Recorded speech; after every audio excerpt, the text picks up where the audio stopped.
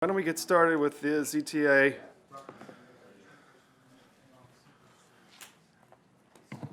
Okay, what we have is ZTA 1903, commercial residential zones, animal boarding and care.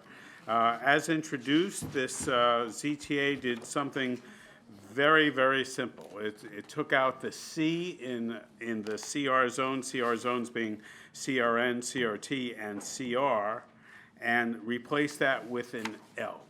It made it a limited use where before it was a conditional use.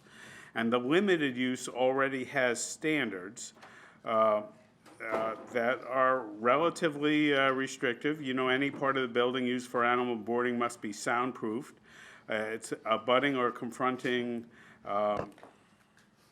if it is abutting or confronting use, a site plan is required. Abutting or confronting residential use, it has to have a site plan. And there's limitations on an outdoor exercise area. The ZTA really didn't engender much testimony. I did look at 311 complaints for animal noise, and the complaints came pouring in at about the rate of one a year, is what I said. That's hardly a pouring in.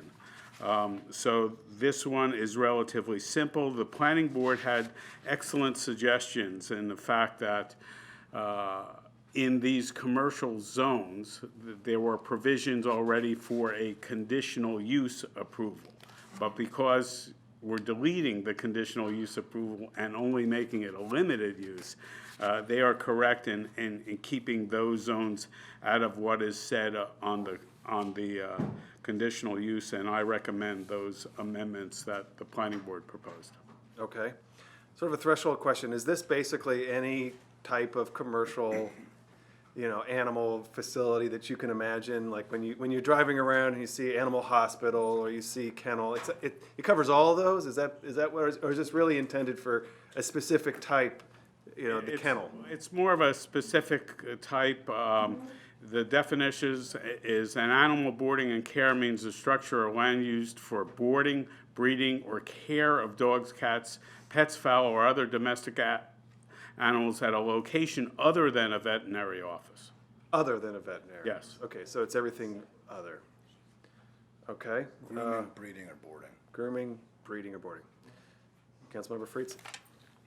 Yeah, I just wanted to quickly say that I'm obviously very supportive of this. This came forward from a local Bethesda-based, longstanding Bethesda-based business.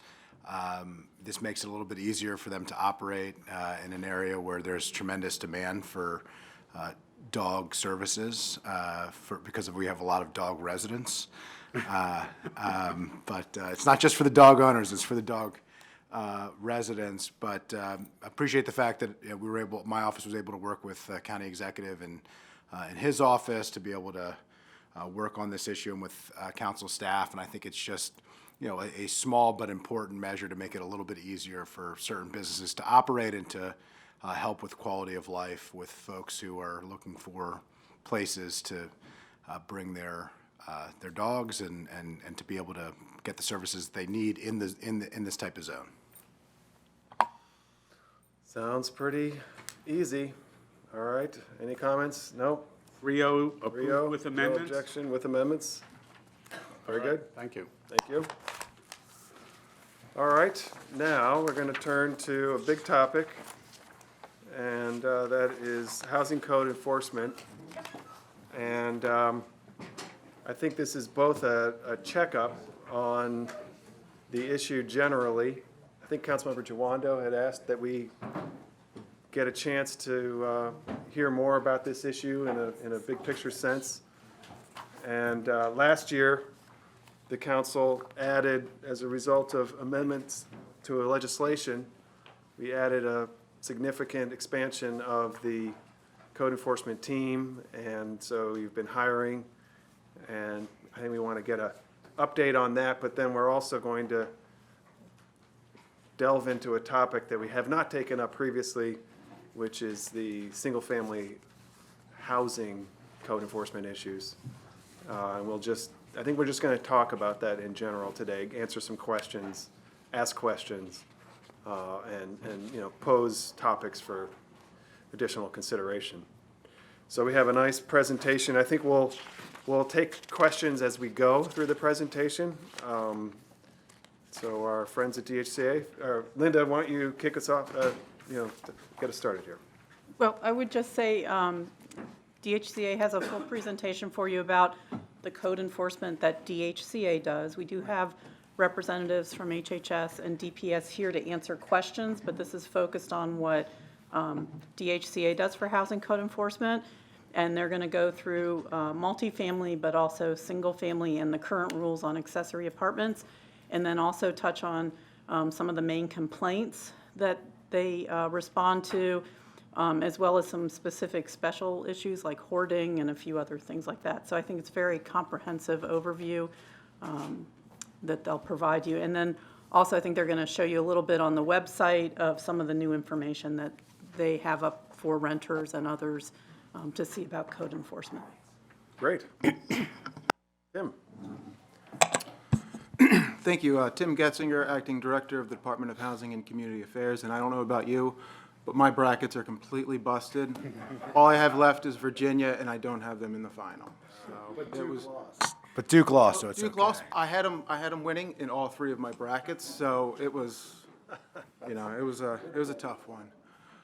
But anyhow, we're here to talk about code enforcement. It is a very important program that DHCA has. In fact, it's the largest one that we have. Nearly 40% of our entire personnel goes towards code enforcement. It wasn't always that way. About 2.5 years ago, the current county executive sponsored a bill, Bill 1915. It was the Tenant Rights Bill that did 30-plus different things. And one of the big things that it did was it increased code enforcement, both by monitoring it, examining more units than we ever did, and also it increased our staffing by 14 FTEs. And there's a lot of you know, details that go into it, but there's also administrative hurdles that you need to jump through when you hire 14 FTEs. There's a lot of considerations to make when we talk about hiring staff and then going through it. So the last 2 years, we have been monitoring all of the multifamily properties, and a part of 1915 is to touch each and every multifamily property. There's about 680, 690 properties that we had to take a look at. We will go through exactly where we are later on in the presentation, but we've made a great progress in it, and we are taking a look at more units than ever. This new administration, obviously, we're looking at code enforcement harder than ever, and we have a lot more tools than we ever had before. One such tool is surge inspections, and although we did those before, we're doing them now more than ever. One property that we were at earlier in the year in January was the Enclave, where we took a look at over 1,100 units, and we found over 2,500 violations. Throughout this year, we'll be doing more of those surge inspections. We have 4 more on the calendar that we expect to do before June 30th, 2019. There's also 3 other executive regulations. Tim, you have 4 more before June. Are those 4 different buildings then, essentially? 4 different buildings, all about 150 to 200 units, yes, that we will be doing 100% unit inspections on. Thank you. Yeah, go ahead. I'd love to see the list, I'm sure we all would, of when and what those are. I know we had the trouble properties. I'm assuming there's some correlation, but I'd love to just see where and when in the timeline. Absolutely. We'll get you that right after this is over. And so there's 3 other executive regulations that we recently passed. One was establishing inspection fees, and so we'll go out, we'll do our inspections, we find something, we go out, we do a re-inspection. If at that point not everything is corrected, we start charging fees, and it's on an escalating scale. And the whole point is to make sure that landlords are correcting the problems as soon as possible. Folks should not be living in properties that have issues, especially health and safety issues. Another executive regulation that we passed recently was the repair and deduct, which allows tenants to deduct up to a month's rent to correct the violations themselves if the landlord isn't doing that. And the final one is the troubled properties list, and we will take a look at that after this presentation. Repair and deduct is a regulation, it was allowed by the legislation, or you already had that authority? It was allowed by the legislation? And then there were a few other updates that we did. We updated our policies and procedures to make it so the timelines for corrections are quicker than ever. We also introduced a code inspection mobile app, which is essentially a checklist, a mobile device in which you find something, you record it, it automatically hits our case management system, and it improves the consistency of our inspections.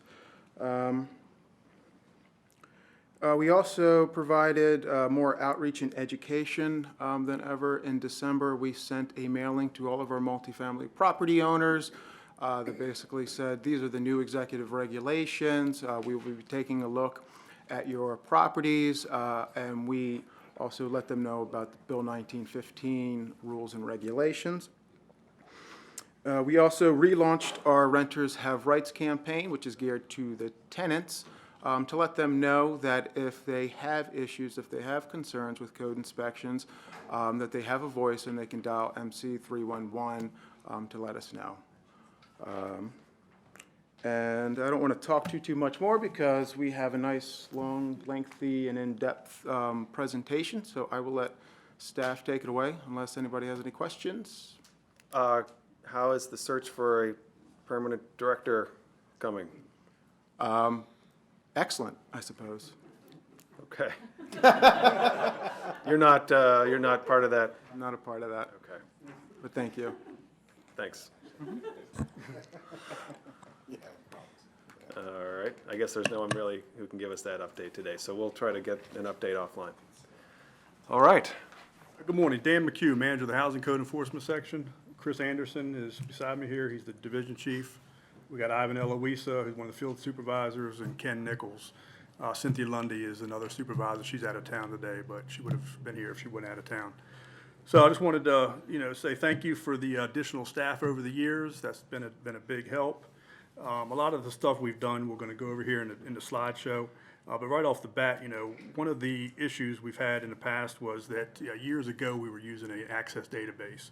So recently, we've created over to a web-based database where, it's a code enforcement database. All the information is there. It can be visible on the website and so forth.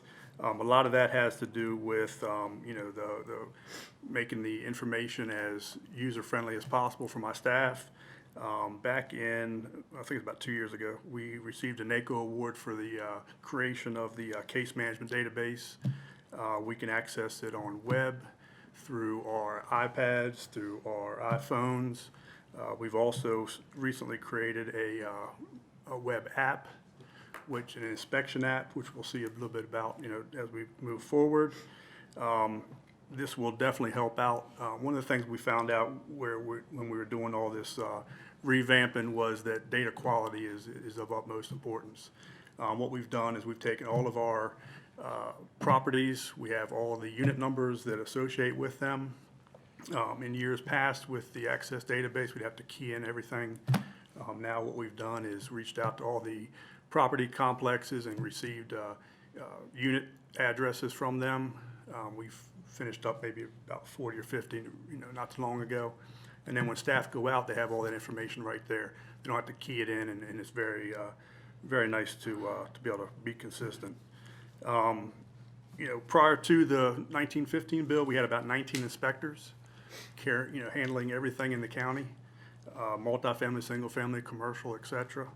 So with the addition, during this process, what we would do is concentrate on the smaller complexes, the multifamily complexes that had 4 to 6 plexes, no on-site management.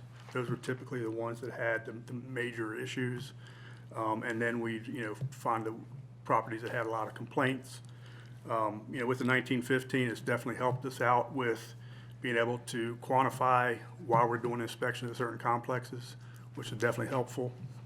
So we'll get further into that. So we'll just go ahead and get started here. Let's see how we do here. So basically, we're committed to protecting the tenants' rights, et cetera. With this, staff, are well-trained on, everything that we do out there. They're very responsive, very engaged with, the whole code enforcement process. Code enforcement section is responsible for inspecting rental properties on safe conditions and protecting the tenants' rights. We're the neutral party out there. We're the ones looking at the violations, citing the violations, et cetera. The troubled property analysis, interactive maps, we'll get into that here after a while with the whole website. And a more intense inspection process. So the agenda is the mission, enhancements and accomplishments, inspections, complaints, code enforcement collaboration. The mission, preserve and improve the quality of Montgomery County to ensure that our neighborhoods are safe, maintained in good condition. So how we work towards it. We got 30 inspectors when we're fully staffed. We have 2 new inspectors starting today and 3 more in a couple of days, or a couple of weeks. They had vacated positions that went to other sections within the county. So hopefully by the end of the month, we'll be back up to 30. All right, say that again? You had lost some people, they moved to They other moved to other positions? departments, other positions within the departments, or other, just left the county, retirement.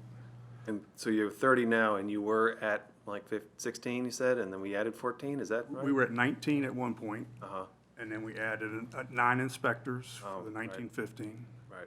And then we had a few that were frozen and so forth. So hopefully by the end of this month, we'll have our full 32 inspectors, Okay, and we have 4 supervisors. With the 1915, within those 14 positions, we had a community outreach position, manager position, we had a landlord tenant, and IT. So, one second. Mr. Joanda. Just on that point, so good morning, and sorry about your bracket, Tim. The 35.5 FTEs recommended in the FY20 budget, so you 30 inspectors, what are the other 5? Is that you? supervisors. Okay. You two, I'm assuming are 2 of them, or no? Could you explain that, just explain the number to me? So I guess the budget says 35.5, but we also charge some code enforcement to solid waste. The budget process in Montgomery County is a little bit here and a little bit there. So we actually charge some of our FTEs to DEP solid waste to do some of our clean and liens, and I think there's 5.5 FTEs. The total code enforcement is right around 40. What we look at from a complement is there is 1 manager, 4 program manager 2s, which are kind of section managers that do like a single family inspections, multifamily inspections, special inspections, and some regulatory inspections. So there's 4 of those. There are 2 what we call OSCs, Office Services Coordinators. There is 1 program manager 1 that does the, Bob? Clean and liens. Clean and liens. And then there are the 30 code inspectors. That should get us to 40 altogether. Okay. And some of those are on, as you said, on the budget of DEP, Exactly. but they work under your direction? Yes. Okay. So they're in our complement, but because they pay for it, it shows up in. And then, Okay, just a quick comment on that. Sorry. You should be reporting 40 here for our purposes. I mean, I understand why you're looking at your department and why you'd come up with 30, but you're understating your resources, not to hide them, but just for clarity's sake, it's better for us to be able to say, yeah, we got 40 people, not 30. a bureaucratic understatement. But, that's, Right. and the 2 vacant enforcement inspectors, are those some of the ones you said that are coming online, or is that a different, that's part of the 40? Because we had in our packet here that there's 2 vacant that. Those 2 were vacant because of funding. We didn't actually have the funding for it. However, the CE has recommended funding for those 2 Correct. positions effective July 1st. And so that'll bring you up to 42? That'll bring it to the 40. To the 40. Okay, so 2 of those are the ones that you discussed. So when we're full capacity, fully funded, you have 40 inspectors, No. or 40 32 inspectors. 32 inspectors and then 8 supervisors or management. 4 supervisors, managers, manager, and. Got it. Yes. Okay, thank you. Total inspectors on the ground will be 32. Okay, great. And you'll get into what everyone's doing and the number, that's later in the presentation. Okay, great. Andrew, followed by Tom. Thank you. Just a quick question. How does, I understand there had been a significant increase based on the bill that was passed. How does that compare to similarly sized jurisdictions, if you know? And it'd be helpful if you don't know, if you could get back to us on that, would be helpful. And then I was trying to follow, and it was a bit confusing, I'll be honest, to figure out who we have and how it's figured out. But if we use 40 as the number of the total folks who are in this realm, however it is, budgeted, et cetera, how many are currently encumbered and how many are vacant out of the 40? Well, there's 2 that are not funded. That would make it 42, though, I thought. No, That gets us to 40? 40? gets us to 40. Okay, all right. It hasn't been totally clear. Okay, so we're at 38. Get us to At the new recommended budget be 40. Yes, 40 filled, yeah. Okay, so based on the 38 that are currently funded, how many are encumbered and how many are vacant? So all of them are funded. How many vacant code? We've got 5 right now. We have 5 vacant code inspectors. The 2. Plus, yeah. 5 of the 38. And how long have they been vacant? End of last year.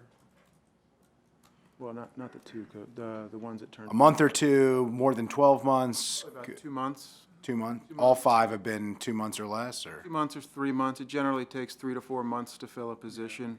I think we've already done all of the interviews for those positions. All the interviews have been done. I think we have a number of letters that we've made offers to fill those positions. And they all all 5 came off around the same time?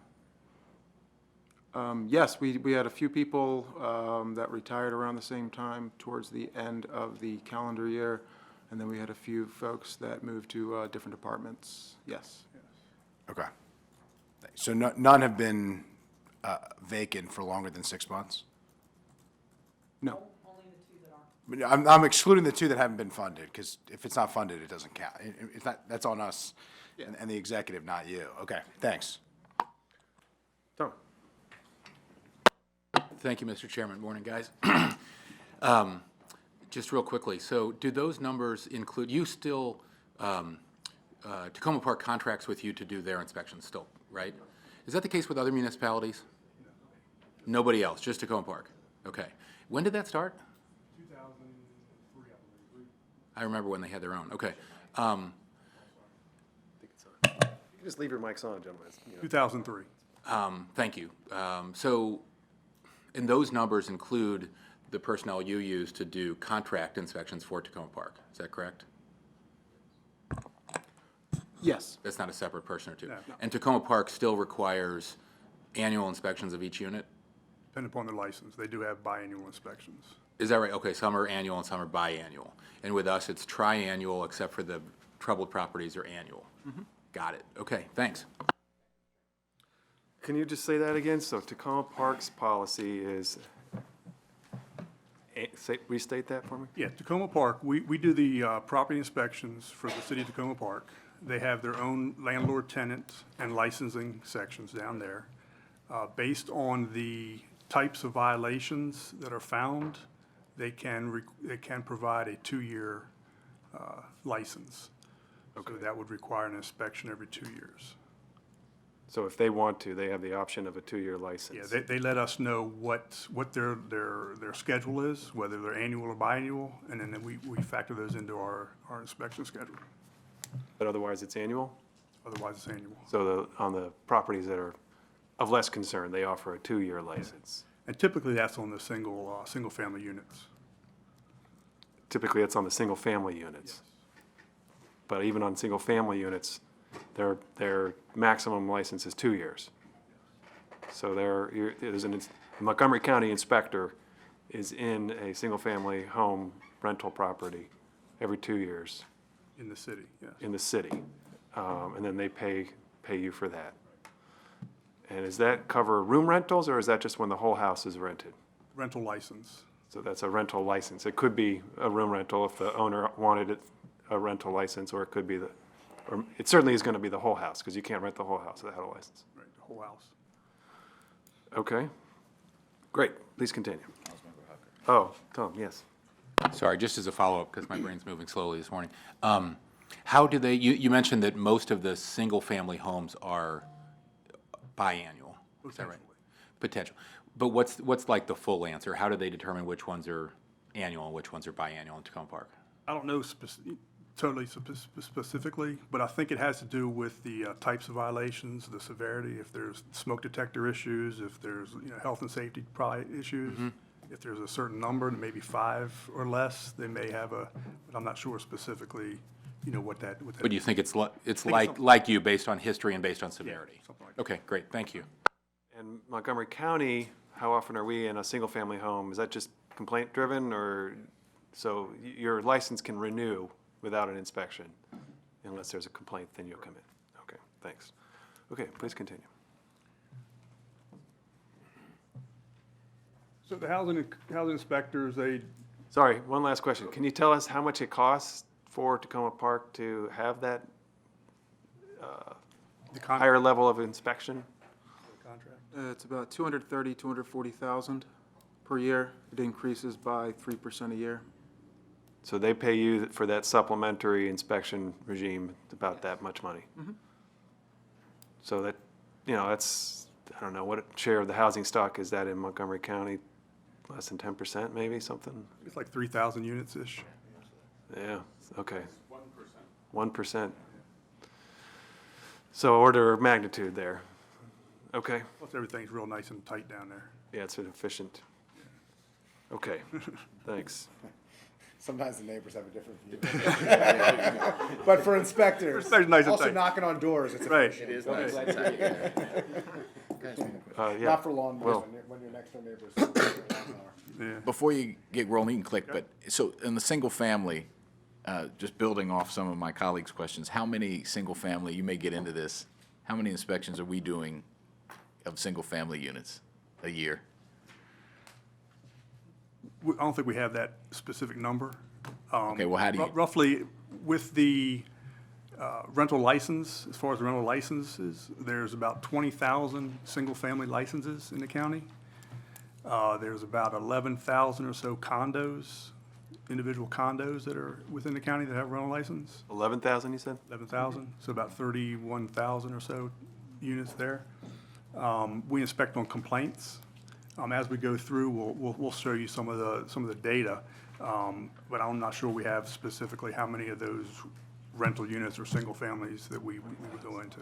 okay, but you will get into how many complaints? Yeah. And you could break it down if you needed to on. Yeah, we probably could, yeah.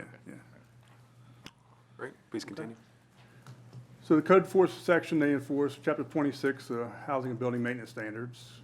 22 is the smoke detectors, 48 is the solid waste, 49 is snow removal. Thank God that's over. 58 is the weeds, and that's getting ready to Just crank jinxed up. us, thanks. Tom. Yeah. And then 29, inspection of rental units. We look at the new regulations as Tim discussed earlier. So here's some numbers as far as, the service requests that we've received. About 10,877 is the service requests. Cases created, that is a property. Some of these cases, as, multifamily could have 1,700 or 1,116 or so units behind all this. Cases resulting in no citations, so about 8,000. Citations, about 293. So 96% voluntary compliance. Okay, so this is the complaint-driven side of the process, essentially? Is every complaint a 311 request? No, this is the complete complement of cases that we've created. Both, Okay. Statutory cases along with complaints. Statutory being you went in there as a regular review. Regulatory type of stuff, yeah. And when you create a case, is that because there's an issue, whether large or small? Yeah. Okay. I think restate the every multifamily building is just one case. Yeah, and every multifamily property is one case And, right, in here, is one case. one case. I was just gonna So ask, it may have multiple units, yeah, the enclave is one case. right? And then that goes back into our database where, you know, each one of the individual units are within it. About 30,000, you know, total site inspections, and this is including the city of Tacoma Park cases. So this 83 is Montgomery County and Tacoma Park. It's all cases that we had created. And a total site inspection could be multiple units within a property, or is one property still one site inspection? One property could be one site inspection, it could be multiple site inspections. Okay. You could have, you know, multiple units within this number. Okay, so the enclave could have Enclave, right, 500, 2,000. yeah, 3,000, 2,000, yeah. okay. Inspections, 2,500 because you got into, violations. you got into every unit, Yeah, so probably every unit is every counted? unit, right, Or every unit is counted? every unit is counted. Troubled property surge, we identified 23,764 violations, of which 22,054 have been corrected to date. That's a, you know, number that fluctuates, you know, day to day. This was as of a few weeks ago when we took the numbers off, so that number is fluid. We've completed about 90% of the surge inspections on 73,000 units under 1915 to generate the preliminary troubled properties list. Surge inspections of 585 units were completed at the enclave. Wait, so you 3-day completed 90% of the surge inspections for 73,000 units Yep, to generate a preliminary troubled properties list. right. And I think we heard about this previously, that you had gone through this process, and before generating a troubled properties list, you wanted to do all these inspections. Remind me of the history there? Well, the original intent was to complete 100% of the surge inspections before we generated the troubled property list. Right. However, it was recommended to us to accelerate the process to create the troubled property list based off of the 90% of the completed inspections. I see. So you were working on a more thorough approach of inspecting all properties and then producing, and then you were directed, no, just go ahead and generate the list now. We need that list out there publicly. Yeah, That was the thought, yes. sounds sort of political to me, but okay. Thanks. So I would just, Yeah, the council did just approve a little while ago the troubled property regulation. I remember. So the report that DHCA had done as required last September, which talked about the inspections that had been done to date, did identify 14 properties of concern because we didn't have an actual regulation around troubled properties. And then once the regulation on troubled properties was approved, that's when that became a public category for what they've been doing, what they've been finding. Yes. Well, Thank you, Mr. Chairman. Could you go back to this, click back to that slide? So following up on the troubled property, I remember we had a initial list that, last viewed maybe, I don't know. Previous. There you go, there we go. There was a list of properties that we had before us, and I remember saying, oh, I used to live there in Quebec Terrace. Is that the list that was, has it stayed the same? Is there a different list? So there's two lists. There was the one that was generated before the actual troubled property list came out. That's the one we saw. Yes, that's the one that In the you saw. packet, okay. That was the annual inspection list, based upon previous inspections and properties that had a history of code violations. Great. The troubled property list is based off of criteria that was set in the troubled property list Regulation. executive regulation. So it's a new list? It's a new list. Where is that list? It's online. That's the one that's online. And how much overlap, I could pull it, was there overlap between the two, I'm assuming? Yes, there is a good amount of overlap. But there's some that fell off, some that went on, or no? Or all 14 that were on our list are on that troubled properties list? I think all of them are on. There may be one or two that are not. However, the troubled property list is based off of our actual inspections right now. We also know that some properties tend to have issues, and just because they don't have issues right now, this year in which we inspected them, it doesn't mean that we shouldn't continue to, more rigorously inspect those. Okay.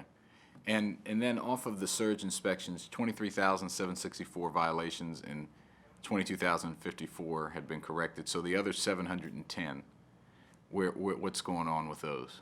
We probably just inspected them recently, and so they are, I'm sorry, yes, correct. 17, I missed the It's always thou- risky. missed the It's always 1,000. risky to do a math calculation in your head on the days. Yeah, that's right, that's right. Thank you. So the other 1,710. I got the bottom, the hard part. I did, the easy one I left out, Yeah. So you said they're probably in process of being inspected now? they've been inspected, those violations have been found, and so then they're due a reinspection, and if those violations aren't corrected by the reinspection, then they'll be charged reinspection fees for their second reinspection. Okay, so the people who you initially identified, they self-corrected and they reported to you that they were corrected, or you did the reinspection? How are you notified of that they were corrected? We reinspect. You reinspect, okay. And it doesn't, no charge if you've corrected it, For the first reinspection, yes. okay? And if it's more than one, there is a charge. Starting now, yes. Starting with the reinspection fee executive reg that was just recently. Okay, perfect, that's my understanding, Yep. okay. Thank you. Okay. So the frequency and types of inspections, so there's about 680 plus multifamily properties, 73,000 plus minus units. The numbers fluctuate. Some properties get sold, transferred, et cetera, subdivided. We've had a few of those. I think looking at the other day, it was like 683 was the total number. So we conducted triennials. Biennial inspections are going to be an at-risk designation. So we'll be doing a biannual probably on those. And then the troubled would be an annual inspection. When this was taken, there was about 94 or so that were on the troubled property list that we identified. We don't only do not only the multifamily, but there's a lot of single-family stuff we get involved in. Single-family homes, condos, townhomes, duplexes, the accessory apartments, registered living units, which is a category that has been excluded from the zoning, vacant lots, commercial lots. So this is the multifamily inspection frequency. This is one of the maps that we showed off of the new troubled properties website. And did you want to go into this now, or you want to wait to the end? You can do it. Okay. And you do these inspections in Rockville and Gaithersburg and Not in municipalities, no. municipalities? Or- I think we should point out, though, that there are actually more annual inspections than you can see at that scale. Most of them are going to be down in the southeast corner, down near, near Tacoma Park. So there, what you're seeing there is layers of red dots representing annual inspections on top of each other. If we zoomed in on that, you would see that there'd be many more annual inspections down there. All right, Keith, you want to take over? Yeah, sure. All right. Kenneth Nichols, Program Manager, DHCA. I supervise the 9 housing code inspectors that are assigned to the multifamily inspection program. So I'm going to go through a few slides to talk a little bit about the troubled properties in the multifamily process.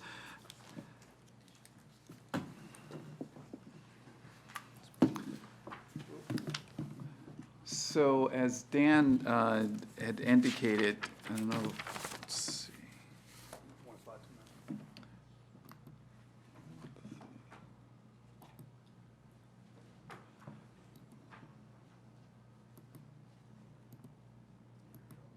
Okay, so this here is the complement of where we're at currently right now. This is taken from the county stat. It's just a screenshot, and I think at the end of the presentation, we're going to be talking a little bit more about the interactive nature of that website. But as you can see there, as Dan alluded to, a lot of the activity is down here in the southern part of the county, where we're going to have at-risk properties being this light, almost yellow color, and then of course the red, which he already mentioned, that is because of their layering there. So troubled properties, basically it's a designation that's given in Chapter 29, and it is basically the severity and the number of violations in which typically will put a property into the troubled property status. There are also 5 different other reasons why or how a property can be labeled troubled. Rodents, infestation of roaches, extensive mold, windows that don't permit egress, pervasiveness of water leaks, and lack of working utilities. So under the new multifamily regulations, Dan already alluded to it, but Executive Regulations 517, as you gentlemen recently approved, is the regulation that pretty much outlines the process in which we came up with to do this. 217 establishes reinspection fee. A little bit later on in the presentation, we'll be sharing with you what those fees are, when they come into play. And then 318 is the repair and deduct. And as you know, this is the provision that authorizes DHC to allow tenants to make repairs with a licensed contractor. Do those have to be cited? We have to issue a notice that, Right. yes, landlord, this has to be fixed. So the methodology for designating troubled properties, as we indicated earlier, is based upon the severity and the quantity of violations. And during the last 2 years, we've done the inspections pretty much, as Dan indicated, we're about 10% more to go. The troubled property regulation provided us more opportunities and resources to identify health and safety issues. We're going to get into it a little bit later with the cycle of how the designation of health and safety, a high priority violation, a medium priority violation, a low priority violation, then affects our response times. We've now tailored it so that if we have come across a more serious health and safety issue, we're not giving them as much time to go back and do the reinspection. We're expecting property owners, managers to do so in a more expeditious manner. And then, of course, the increase to public information. The county stat site that we worked on really, tells the story of what it's taken us to get these troubled properties to the troubled property list. This here is not the most recent. If you went online right now, this has recently been updated. Let's see if I can read off of my slide here. Basically, we have about 22 to 30 properties that still need to be scheduled. They're in the process of being scheduled. Our aim and goal is to get this actually completed by the end of May, and we're on track to do so. So this is just, again, on the county stat page, and any cycle we'd be able to go through here and see the percentages, or I should say the pie chart here, of what has been inspected, what's scheduled, and what's pending. This here, again, a screenshot from the county stat site showing this troubled property. If you look in the quadrant here, basically these are here because of either two things. They've passed the severity threshold that you can see right here on this axis, and then here are the violations per unit. So we use the combination of the score to identify which ones are the troubled properties. Is more frequent than annual? More frequent than triennial. Triennial. So these are the ones in which we, as you can see, some of them fall right on the line. So we're going to be making judgment calls based upon previous years, but we'll either decide to inspect them annually, or we'll do it on a biannual basis. And obviously, as you can see here in this quadrant, low number of violations per unit, low severity puts them on a triennial basis for inspection.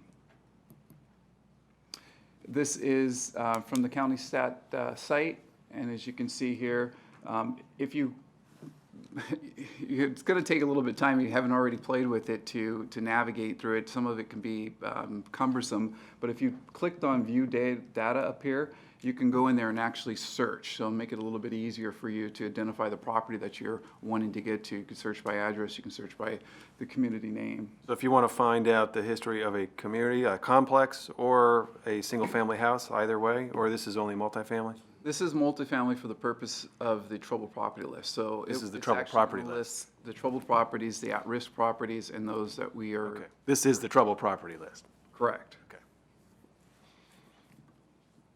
Well, that's a list of all the multifamily. Correct. It's Yeah. not just the troubled. Oh, it's not just the You'll- troubled property. You'll find the troubled properties Gotcha. on that list. So all hundreds of them as they've inspected, and then it'll say, if you go further over, it'll say sort of whether it's troubled or whether it's at risk or whether it's compliant, I think were the three terms. And so you can see that. Correct. Great. Good use of open data.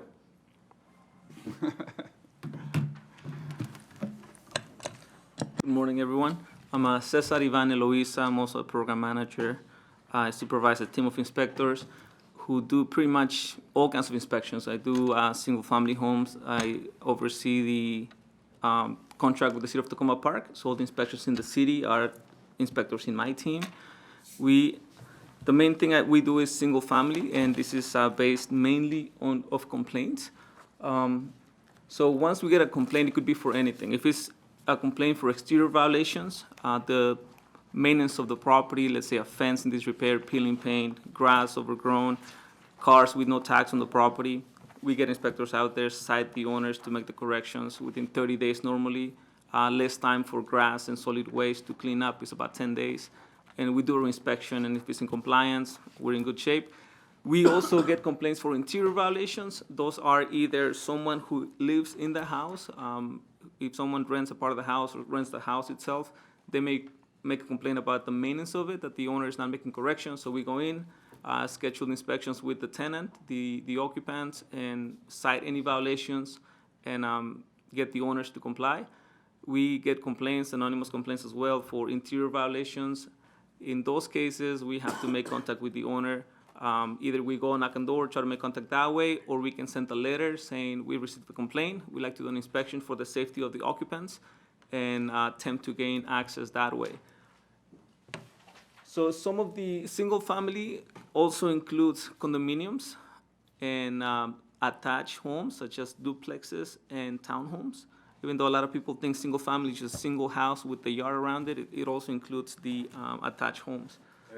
Condominiums, if there's a condominium complex, but several of the units are rented by the owner, then. Right, so it may be correct. It's a multifamily building, but it's individually owned property. So you may get a license for your condominium. And we may get complaints just on that. It goes into the, that kind of inspection. It's not counted towards the multifamily inspection. Okay, yeah, go back. I think we want to talk about single family for a while. And so, okay, I'll go first. So Tom Hucker and I were at a community meeting Thursday, thank you. It still feels like yesterday. And there were many leaders from different neighborhoods there. You were there, thank you, Ivan. And Casey Anderson was there. I'm not sure if anyone else at the dais was there, but there were a number of county officials. Mark Beal was there. And a lot of questions were asked about single-family housing and how rentals work within the context of single-family housing. And there are many points of confusion and points where we might need to do some more thinking and digging. But I guess maybe to highlight the confusion, we should talk a little bit about this question of the number of occupants per house that is allowed and how it works. I don't know, Linda, maybe you can help me frame the question, but you know, we're sort of unclear as to, speaking at least for myself and Linda, we're unclear as to how the rules result in determinations And I think as a follow-up, it would be very helpful for you to produce some kind of diagrams maybe that explain how things work together. Because, for example,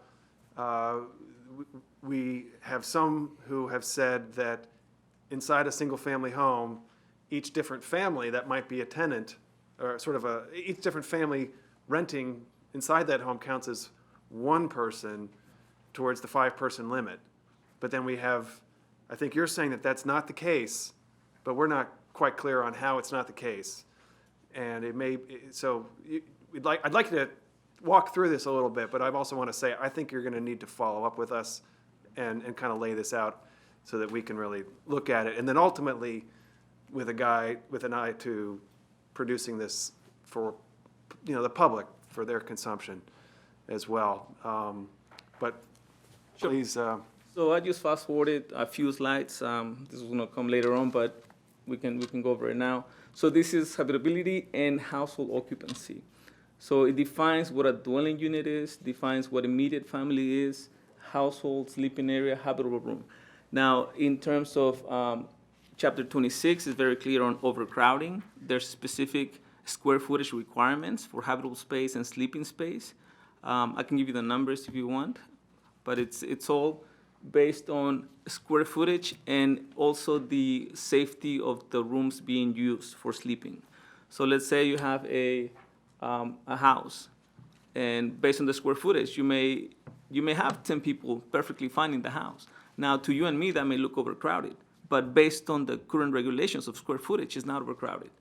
And that's where we get a lot of complaints, or the last fiscal year, we had 256 complaints for overcrowding or illegal accessory apartments. And we had 61 of those that we found either overcrowded or had an illegal, unlicensed accessory apartments. That's 24% out of the complaints that we actually find a violation. So that means 76%, there's not a violation as the people may see that there is, but based on the square footage and the safety of the sleeping rooms, it's not overcrowded. Okay, but let's pause you there. So what you're saying is, you'll get a call to a house, and you'll determine that that house is not a violation of our code. Now, but let's look at what the code allows. So here you have 2 unrelated people and any of their children. Right. So I can give you the example we were speaking earlier. So there's a house. Yeah. And I live in the house with my wife and kids, my wife and 2 children, 4 of us. Okay. And he is my friend, and he lives in the house with his family. Right. That's perfectly fine as long as it's not overcrowded, based on square footage. Because it's determined that even though you had 3, let's just say you had 3 children, and is it Keen? Keen had 2. And, well, it says here Keen on the. Okay. It says Keen in the packet, so I'm going with Keen, unless, because Linda's never wrong. So your family of 5 and your family of 4 does not mean that there are 5 people who are unrelated, even though it would seem to me that Right. that the 5 of you are not related to the 4 of you. Right. And I can tell you the regulation for a household. Let me just read, it's short, let me read it to you. It says, a person living alone or any of the following groups living together in a single housekeeping unit and sharing common living, sleeping, cooking, and eating facilities. So number 1, any number of people related by blood, marriage, adoption, or guardianship. Number 2, up to 5 unrelated people. Or 2 unrelated people and any children, parents, siblings, or other persons related to them by blood, adoption, or guardianship. So the example I just gave is 2 unrelated people and their families. That's a household. Or it could be any number There's of a people. reason why that was allowed, because in the zoning code rewrite, we didn't want to say only married people get the benefit of the family status. We wanted to say that you don't have to be married if you live together and you have children, whether a blended family or your own children. You're not violating the code. Right. And it could be two completely unrelated people. Like I said, we are not related, but we could live in the same house with our families as long as if it's not overcrowded based on square footage, it's perfectly fine. Go ahead, Will. So that's a key point, I think. So there's multiple reasons why the zoning rewrite allowed it. It could be a case that Member Reamer said, but also what you're saying is that it could be two families that are doing it for cost, or they're close to each other, or it's extended, there's a lot of reasons. But so under the example that you said, it's really the square footage that comes is the driver. Right. And could you talk about that? Because I think most people are just the actual amounts. I know you say it here, but I think most people don't understand Right. this So part of it. the square footage is based off of habitable space. Now, habitable space includes any room used for living, sleeping, cooking, or eating. So we're talking about living room, kitchen, sleeping rooms. It does not include hallways, bathrooms, basements without egress. So we do the measurements. We actually measure room by room, and we come up with two numbers. One is total habitable space, and one is sleeping area. And the code says you need 150 square feet for the first person for habitable space, 150 for the first, and 100 square feet for each additional person. That's one of the limitations. The second limitation is the sleeping areas. The sleeping area, you need 70 square feet for the first person, or if it's just one person using a room.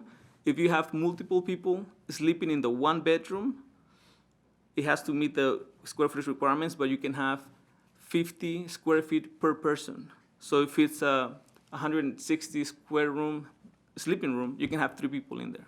Okay, wait, just to pause you on the first calculation, let's do these calculations one at a time. 150 The for first for the person. first and the 100 for each. So in a 1,250 square foot home, which is modest size, Right. you can fit 1,200 people. 12 people. May feel like that at times. complaints are saying. Well, if you look at 1,200 square foot home, Yeah, that's total space. It does not include, sorry, 1,250 Habitable space. habitable, 1,250 so habitable. that to be at 1,250 habitable, it would be around 1,800 total. So 1,100, which is, Still modest. Right. it's not a big house. It's an average house, probably. So that's one limitation. Now, the one that's more restrictive is the sleeping areas. So you need either 70 square feet, if you have one person living in the room, or 50 square feet per person. Most homes are 3 or 4 bedroom homes. And they're normally around 120. I would say the average based on measuring so many rooms through 11 years. And prior to that, renting, being a manager of an apartment complex. Most of these rooms are 110 square feet. Some master bedrooms may be 150, 200. Okay. So that's the limit. So if you have 3 bedrooms and one is 150 square feet, that's 3 people. And the other 2 rooms are 100 square feet, that's 7 total. Even though based on the total habitable space, you can put 12, the limit will be the 7 based on the sleeping area requirement. So sleeping area cannot be living room, It has to be it has bedrooms. to be bedrooms, right? Okay, so It could be basement, could be basement. if it's, If It has a proper egress, ceiling height, right, Ceiling height comes into play on the basement, right. 7 feet. The 7 feet is the code requirement by International Code Council. There's a DPS allowed 6'8" for basements. And if you have any obstructions, any ductwork, any piping, cannot be less than 6'4". 7 feet is what you build now when you're building a new house, but a lot of housing wasn't built that way. Right. And so there was an exception for giving 4 inches. So let me ask you also about, thank you, that's helpful, the actual, how you get in the home to do the inspection. Right. So can you talk about that? Right. Yeah. So many of the complaints is someone who lives in the house. If someone lives in the house, either you rent a room or you rent the whole house, and you call in for any maintenance issues, any problems in the house. You may just call in for the stove is not working properly. We go in, we say, let me check smoke detector, make sure everything's safe in the house, and we inspect for healthy life and safety issues, right? So that's when we run into areas that should not be used for sleeping, and that's when we write more stuff than people actually call for. Now, if it's a complaint from someone in the neighborhood that says, oh, that house, there's a lot of people, there's a lot of cars, we don't have someone in the house, so we have to gain access. In order to do that, the inspector goes in at different times, knocks on the door, leaves the car, tries to make contact with the occupants, whoever lives there. If we don't get any response, we send a letter, an appointment letter. It says we received a complaint, or, you know, there's a concern about the home. For the safety of the occupants, we like to inspect the property. We give them a date and time, and we show up. Most of the times, I would say that people do make themselves available. We do the inspection. Sometimes they don't show up. So if they don't show up, we leave another card. If we can gain access voluntarily, then what we can do is we can write the exterior. We will see the solid waste, peeling paint, any violations, and that'll give us, we'll send them a notice, and that's people normally, they would call us and say, hey, I got a notice. So now I have your name and number. Now I'm telling you. Use the, if, in the cases where you don't get a response or you can't gain entry because you haven't spoken to anybody, use the exterior violations as a way to hopefully speak to someone and get access. But ultimately, you need to be invited in. Right, and but it is a code violation, so we would write the exterior regardless if it's, if they don't call us or not, we would write it up and go back for reinspection. But it is a way to make contact with someone. But ultimately, you need to be invited in. There's no Ultimately. recourse. You don't go to a judge and get a warrant. You're like, you guys aren't doing that level. In order to do that, I'm just trying to play it out ultimately to the end here. What? Yes, we have gotten into some administrative search warrants, mainly on properties that are connected, whether it's a condo or a townhome, where the inside of the units, and you might see some of the slides, a little bit later, that there are severe hoarding issues. We have evidence that it's creating a major crisis for the community. So that's a judgment call on you based on how severe you think what's going on, but you do have a recourse to get an ALJ to give you a warrant to go in. How severe, documentation, those types of things to get the administrative search warrant. Okay, and who makes that call to do that? Do you have the authority to make that level of a call, or does it need? Yeah, the supervisors bring it up to me, and then, we talk about it, see the picture, see the evidence, feel that, And how many of those are you doing a year? we've done 2 or 3 maybe in the past year. Okay, so they're very rare. Very rare, yeah. Okay. They're extreme. When you walk in, you open up the front door and you got a mountain of trash. Yeah, yeah. In a townhome. Right. I mean, that's a problem. And then as far as where you can't gain entry, I know the first stat, which was very helpful, you said 76%, or I think that was the number you said, of these complaints are actually not violations. right, But of of the, 2018. in 2018, how often are you not able to gain access? That's a number, That's my last question. No, I don't have it. Okay. I'm just curious. Can you because- get that number? Yeah. But to continue on this gaining access issue, so if someone has made a complaint, you make an appointment with the property owner, or how does it work? So if it's a complaint from someone in the neighborhood against this specific property, the inspector will go by, knock on the door, leave a card, try to make contact that way first. If they don't call They us, first knock on the door, and the person says, yes, you may come in, Yes. they will enter at that let time. them- correct. We tell them, Montgomery County, Housing Code Enforcement, show the badge, we wearing the emblem for the county. Say we received a concern for the safety of your home, make sure that it's in good condition, we'd like to do an inspection. And if they allow us, we go in. Now, if they're not home, we send an appointment letter, saying basically that in a letter. And that's regardless of whether there is a rental license for that property. You will show up at a property, whether it has a rental license, if someone has made a complaint that there's a problem with safety and health. We do go knock on the door. Now, if there's a license, it's easier for us to do the inspection because on the license agreement, it says that you have to abide by Montgomery County codes and regulations.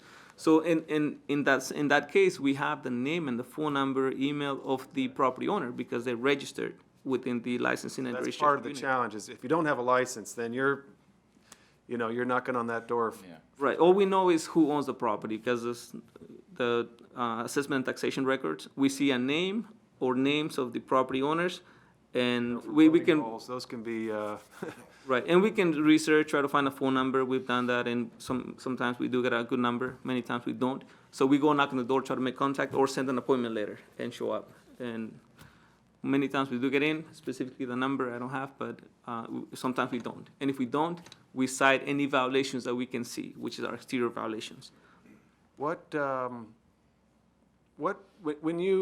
how often do you encounter unlicensed renting? Often, I can I was an inspector for 8 years before I got promoted to supervisor, and I was in different areas. I had Germantown, Montgomery Village when I first started, then I was out in Silver Spring, Wheaton area. And so, but that's one of the questions that we ask. Whenever we do knock on the door and someone opens the door, say, I'm Ivan Luis, I'm Montgomery County Housing Code Enforcement. Are you Jane Doe, which is the property owner? Or is the owner here? And it starts the conversation. They're like, oh, no, we're renting. So now you know they're renting. And if they're renting and you don't have a license, we send a referral to license and registration saying this is a rental property. And then they send a letter saying you must register or obtain a rental license. But you don't have to, you can rent a room in your house without, Right, if it's the whole house being rented. if it's the whole house. Right. You don't know when you arrive whether That's- it's a whole house or if it's just a room rental. That's when we have those conversations and get the information, as Okay. much information as we can get. So if you are able to determine at that time, oh, this is a whole house rental, the owner now is somewhere else, then you'll let the Make a referral to license and registration. licensing and registration, which is DHCA also. Right. And then they'll follow up with a letter. But if they say, no, the owner lives here, you know, we rent here and the owner lives here. Right, so then, what happens? like to get the owner's name and phone number, I like to do, then we talk about what we need to do. And if they allow access, sometimes they have, either they rent a portion of the house, like you said, as just a bedroom, but they have access to the common areas. Or many times they say, oh, no, I'd rather you deal with the owner directly. And so we get the name and the number for the owner and make contact that way.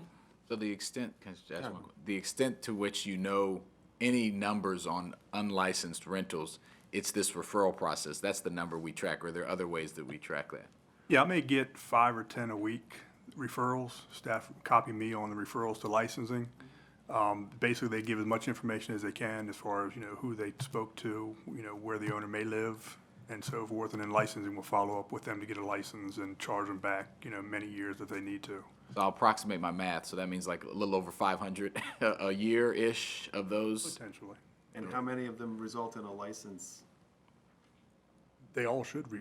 They all should. They all should be getting licensed. Can you look into that? How many, theoretically, they all do, but perhaps but the property owner at that point is obligated to get a license. They are in violation of the zoning code or the, 29. yeah. And if we do, let's play that scenario out. So we got a complaint for whatever it may be, overcrowded or any maintenance issues at the house, and we made a referral to license and registration. So now they have to get a license, and when they do get that license or when they apply, we get all the information and we say we need to do the inspection. We already have the case, we already have the complaint, so we do the inspection. Those are one of the ways that we do the inspections prior to the license, or whenever, because then they say they get the information, they get the payment, and they place it as pending. It shows as pending until we see that the violations are corrected. Then they get licensed properly. So, back to the square footage, so it's generally 2, but sometimes 3 persons per bedroom. And is that adults or is that individuals? Occupants, and occupants is defined as whenever a person turns 1 year old, that's considered an occupant under Montgomery County Code, So it's 1 or older. right? So, and how often do you encounter more than, that? Is that often or not too often? Overcrowded or, Yeah, more than 2 to 3 people in a bedroom. I hear stories about that, I wouldn't say I hear them frequently, but I certainly hear them, well, based on the numbers, like I said, 256 complaints and only 61 we cited. It doesn't seem often. Based on thinking of when I was out on the field, it's not something you see too often. But when you do see it, it's either really severe. You would see 2 bunk beds and. So it's sort of a targeted problem. Right. And there'll be some slides of the things that we've encountered, so you can get Okay. a sense. Let's keep going. Let me go back to where I was.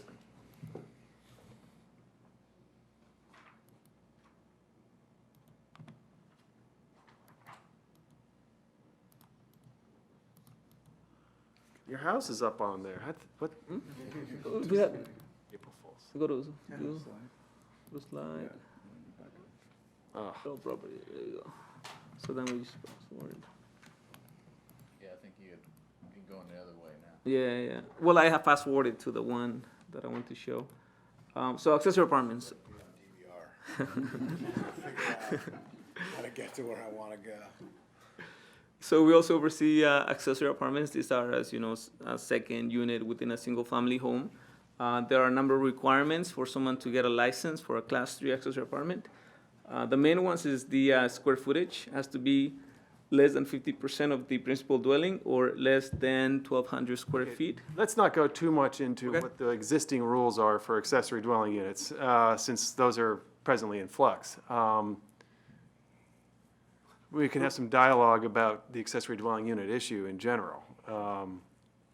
Unless anyone has a question about any existing rule, then by all means, go for it. But, for example, the size limitation, those are all things. So going back to the complaints. Yeah. When we get a complaint for there's a second unit in this home, Yeah. same situation, we send a letter, we go knock on the door. If it's someone from inside the house calls, many times it could be the tenant of the unit calling in. Yeah. So now we see it right away. We make the appointment with the occupant, we see it, and we get the owner to either register it or eliminate it. Okay, so one of the characteristics of an accessory, several of the characteristics of accessory dwelling units are separate entrances, sort of it's a private space. Completely independent dwelling unit with and cooking, with sleeping. cooking equipment. Cooking Right. equipment could be stove, it could be microwave, it could be any number of different things. Now, in order to have an accessory apartment, you do have to have a stove. You have to have a stove for an accessory apartment to be licensed. You have to have a stove and a refrigerator and a sink. Right. Okay, but but all cooking equipment, To eliminate it, you have to eliminate. to eliminate it, you have to eliminate any all cooking appliances equipment. used for cooking or heating food, yes. Right. You can't just get rid of the stove and then throw a Oven. mini oven on the countertop oven and then you're back in business. You're not allowed to do that. Correct. But what about the private entrance and all that? That seems like, do people build those types of accessory dwelling units But very it has to be a often? completely independent dwelling unit. Yeah. So you cannot go through the owner's home and down the stairs to Right. get to your So area. when you encounter a kind of an apartment that you think should be a licensed accessory dwelling unit, essentially, do you say, to me, I think it's a gray area. You say, this really should be an accessory dwelling unit. Homeowner, you should license this. But in the process of licensing it, you're gonna have to make some changes too. Because I understand that that's sort of what happens, is that then they have to modify the entrance and they have to bring it up to code. We give him the option. So we look at the house and say, so you have this unit, it's not licensed right now. You can license it, there are requirements you have to meet, or you can eliminate it. Right.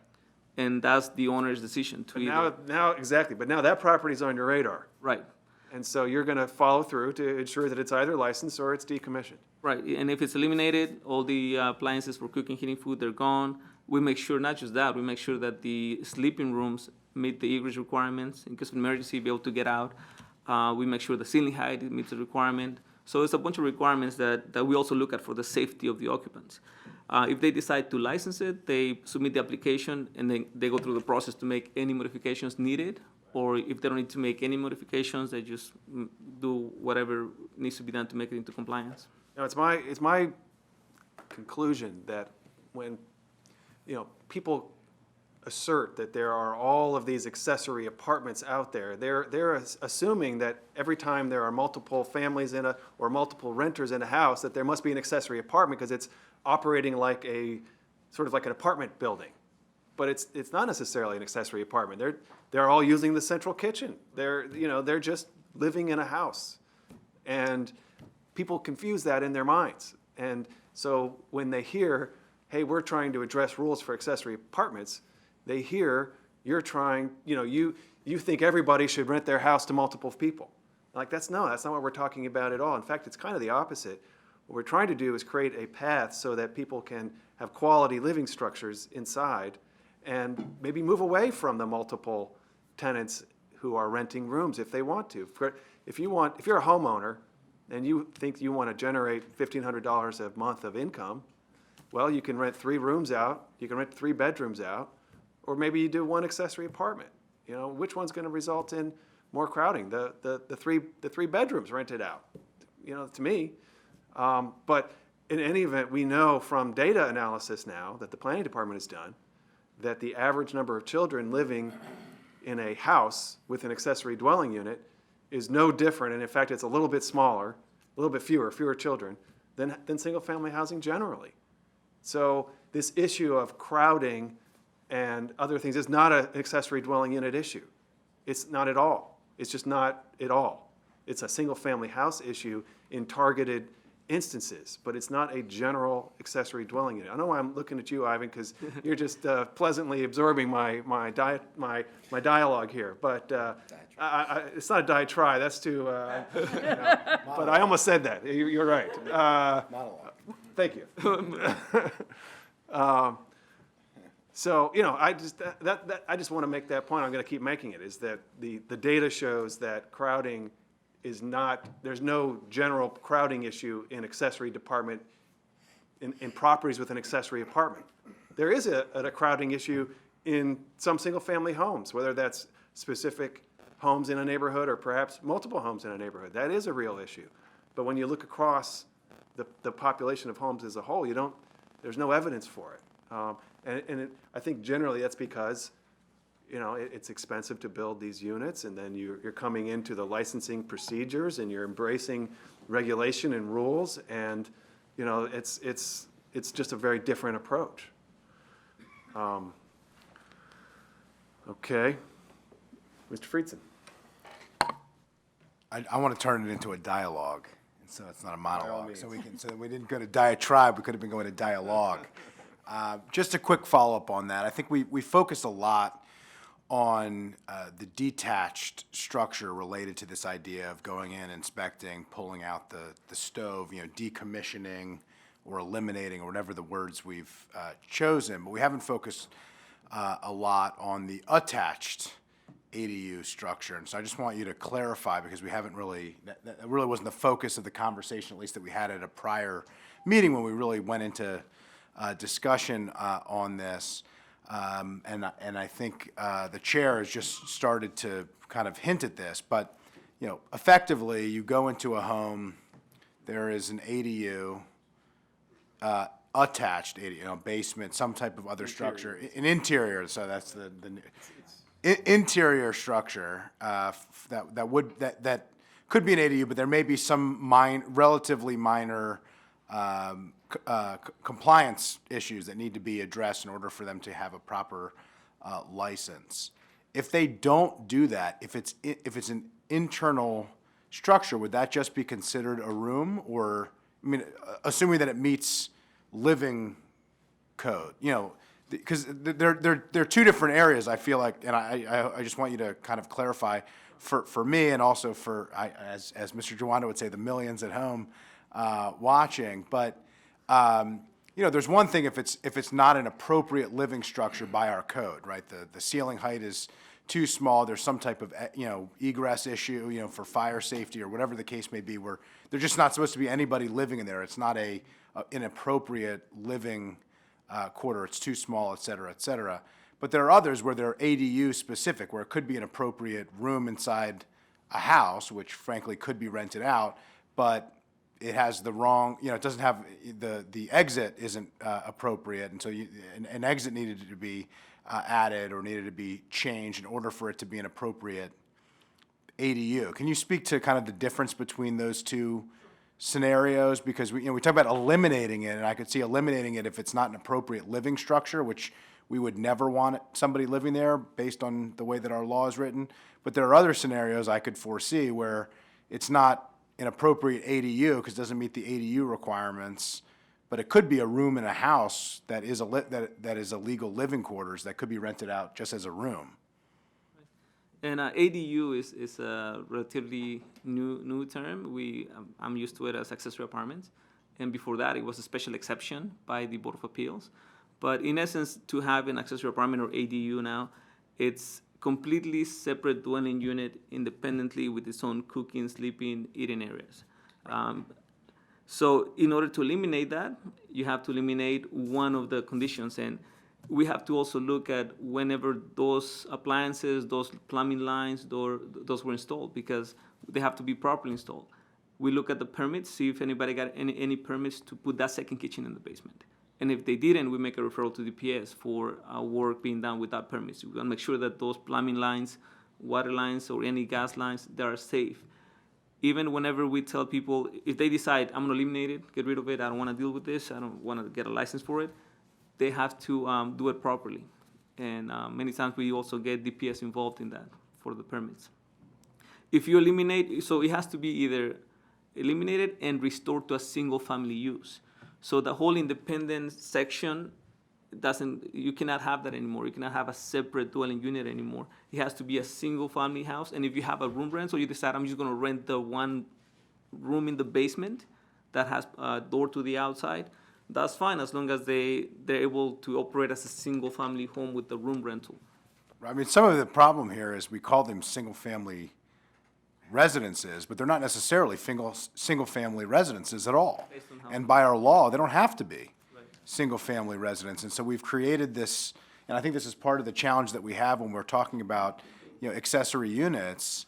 We have this kind of misnomer of this fantasy with a white picket fence and a home in a certain neighborhood with one family that lives inside. And the reality is that's just not exclusive to A, what the law allows, and B, what is happening in many communities and many neighborhoods on many streets in our county and in communities throughout the country. And, so just to give your example, if you go in the accessory nature, when you say restoring it to a single-family use, I just want to clarify to make sure you're not saying restore it so that only one family can live there. You're saying restoring it so it's one unit that can be accessed uniformly using one central eating quarter, one kitchen essentially, but anybody could live there. You could rent that same room out as long as it met the standards for a living, a living space as a room, and you could rent that out to a single person. You could rent that out to several people. You still would have the ability to do with it what you wanted, right? I speak 3 languages. One is English, one is New Jersey, and the other is zoning. And in our zoning language, we don't use the word family.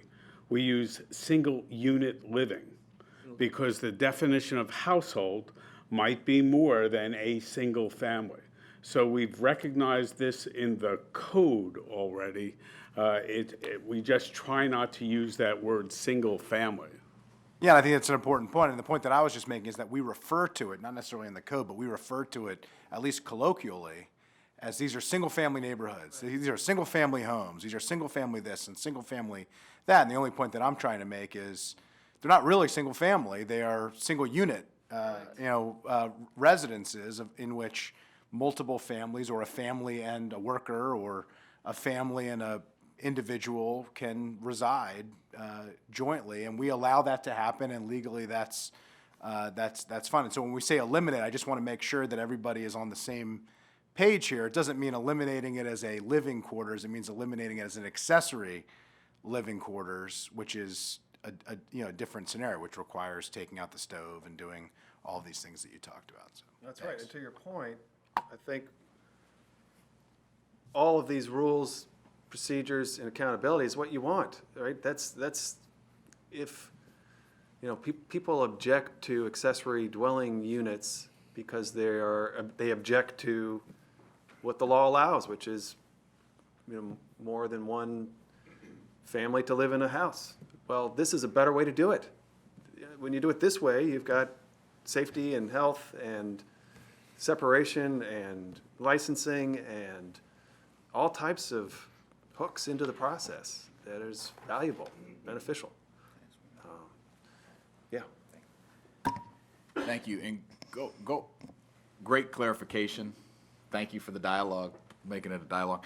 we're now at a trial. We're at a trialogue now, right? It's a committee hearing. So let's talk about the other side, the renter's rights side of this, right? Because I'm assuming if you go in and you are inspecting a single unit dwelling that is being rented out, right? Would your process also pick up, how do you handle the renter's rights situation for these single family units that are being rented out that might have violations as, you know, because it's more clear to me, we know when we go to the enclave, we're looking for these things, we're coming in with the team, we're inspecting all these things. Do you treat that the exact same way if it's a rental home, a rental unit in a single-family house? Well, the inspection itself is very similar. We do look at the same things, health, safety, any property maintenance issues. So the inspection itself is the same. Many of the tenants' rights do apply also to accessory apartments. Some do not. For example, you don't have to give a 72-hour notice for the inspection, whereas for multifamily inspection, you do have to do that. This you can give a It's 20. actually more pro-tenant in that way, that you could come at any time, Not at any time. You do have to give notice, but not it's 72 hours. correct. Could be 24-hour notice that you're coming in to do an inspection with the county. But many of the There's somewhere, let me just pause you there. Is there somewhere that, if I'm a renter at a single-family home, which many people are, is there somewhere where I go where I can see what the differences are between my rights and the rights of a person in a multifamily unit? The landlord tenant website has it all spelled out. Between the two, between the two? Okay, okay. Because I just think that's important. If it's not, we need to make sure that maybe we can put it a couple more places, but that's some questions I get. I mean, I think sometimes you can feel more isolated sometimes when you're not gonna form a unit with folks. You don't have 100 or more people that you can form not collective bargaining, but a renters association, a tenants association. So I think we need to be thinking about that too. I agree with all my colleagues but we have many, many people living in legally rented rooms that we want to make sure that we're keeping their rights in mind too. So not to cut you off, I don't know if you were done. Okay, and so that's at the landlord tenant website, you said? Okay, and you treat the inspections, you were saying mostly the same. It's the same. Now, the main difference is we do look more at the exterior, any appliances, anything. For example, a single-family house will have its own water heater, where a multifamily may have just one big boiler room that fits everyone. So we look at some things more closely. But mold and all the other stuff, and you would cite that homeowner who is the landlord the same way you would cite a multifamily. Okay, if you found all those things. Okay, thank you. All right, let's continue through. Right, so on other inspections we do court order inspections, adoption and foster care home inspections. Whenever someone wants to adopt, we have to do the safety inspection for that. If we get many complaints on a specific area for any specific issue, let's say there's a lot of vehicles with no tags on a specific area, we do a sweep of that area to ensure the compliance. And anyone or many programs that get funding, federal money towards the rent, they have inspections that we have to pass inspection to as well. So what you're looking at here is a breakdown of the top 10 multifamily violations that we come across. As you can see here, probably no surprise that infestations are on the list. The health and safety one that we see a lot of lack of smoke alarm or inoperative carbon monoxide detectors. What you've not seen on here, which I'll share with you the data because it comes up a lot, is mold. These are items. So if you look at these broad categories and we're saying wall, ceiling, the conditions that are drilled down in the database, which would be on the violation notice, would be, for example, chipping and peeling paint is a condition, a hole in a wall is a condition, or mold. So just to give you that framework, there's about 4% of, actually 14% of the wall and ceiling violations. So of that 21%, 14% would be mold. And then under tub and shower, 7% of the violations that we find under tub and shower are mold related.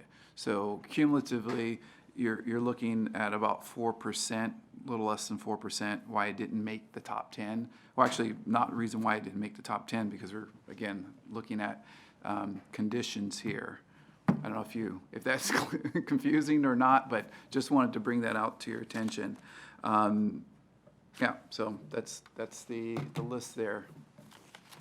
All right. We're gonna tag team for the rest of the slides because we do have some multifamily, some single unit. For non-multifamily, the most common violations are vehicles dysfunctional or inoperable, untagged, or solid waste, trash debris, trash throughout the yard.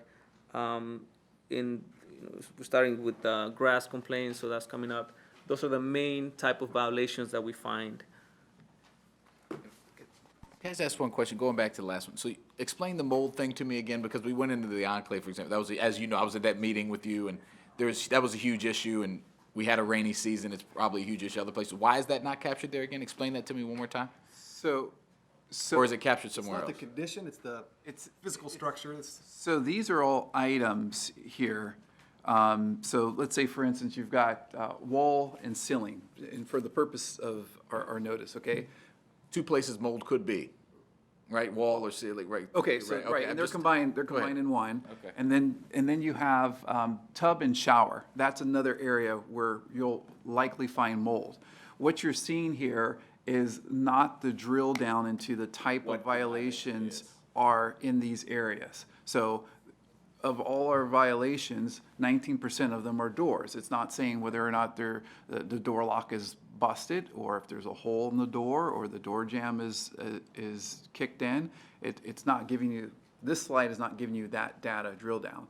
Because mold is something that's been prevalent, I went ahead and said, okay, what are those numbers? The number is basically, and I'll give you an example, 2,352 wall/ceiling violations. Of those 2,352, 341 of those had mold. Okay. So you understand? Yeah, I got it. So Okay. you do have the numbers of, Yeah, could say, this is how many mold violations we've gotten. right. But, and you break it down, it could be in multiple places. That was of the wall ceiling amount, Right, right? right. Okay. And so for multifamily, if you're just looking at mold in general, we had of this, and Dan, you'll have to clarify if we're looking at all of our violations or these complaints, but these numbers here, there's only 438 of the 11,000 violations that these represent. There's only 438 that are mold related. Right. Okay. All right, thank Okay. you.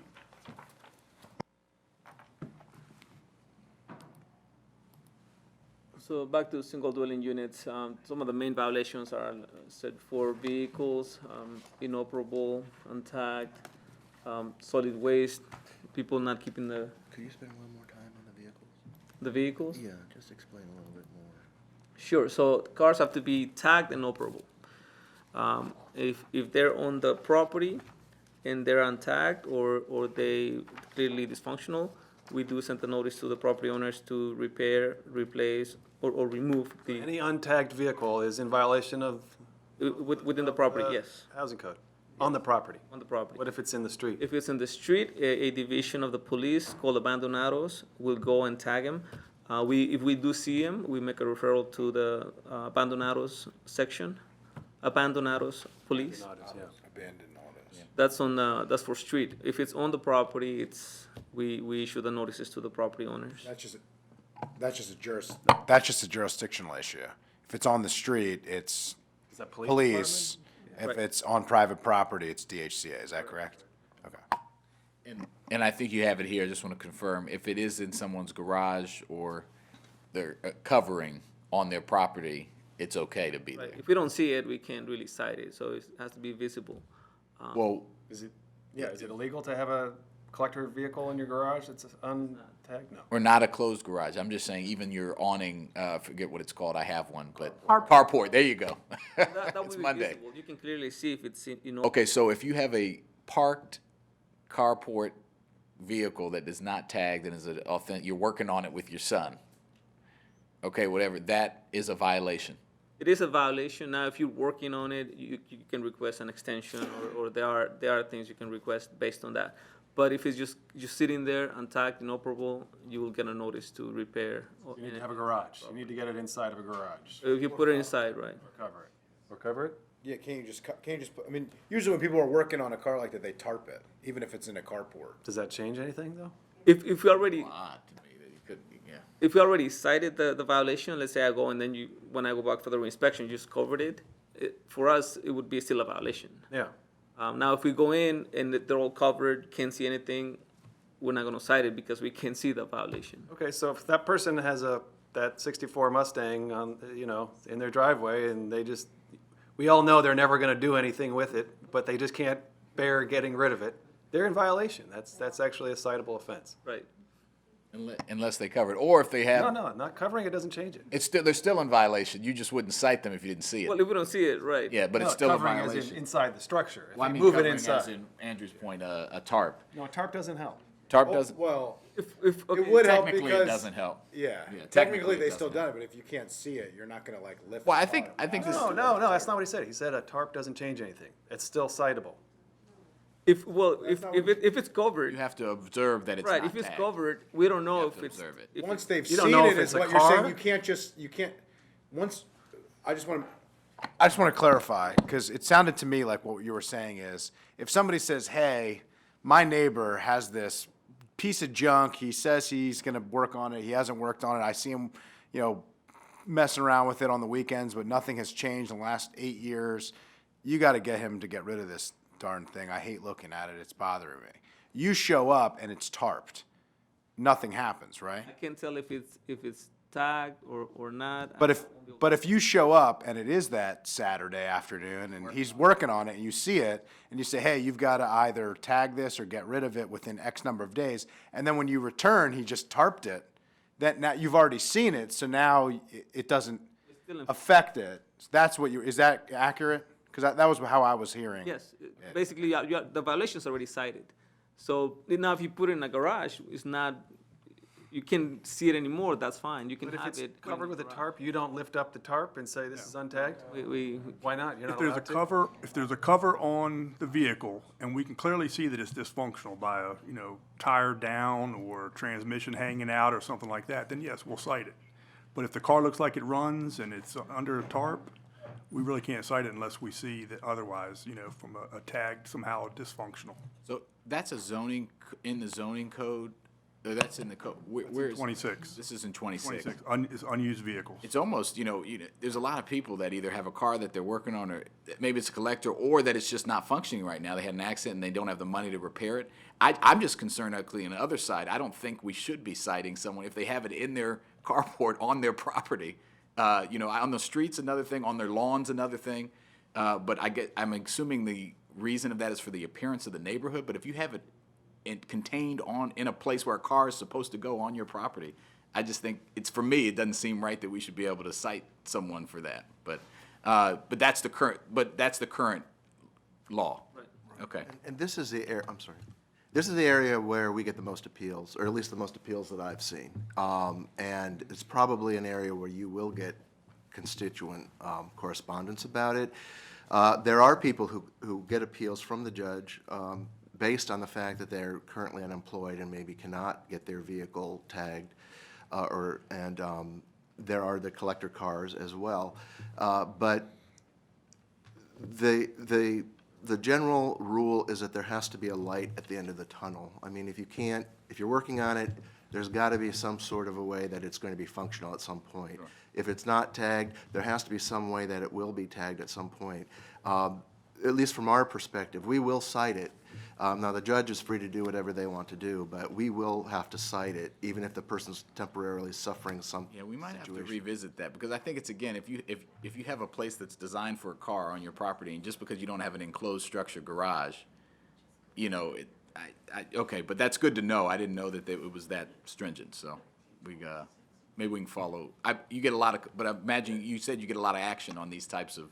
Well, at least the ones that reach me, the appeals are almost always about vehicles. But just somebody, again. There's a difference between having 6 cars on the lawn and the one you have in here, and then having something parked neatly in your carport, to me. And there's a difference between vehicles that are not really that dysfunctional and, Right.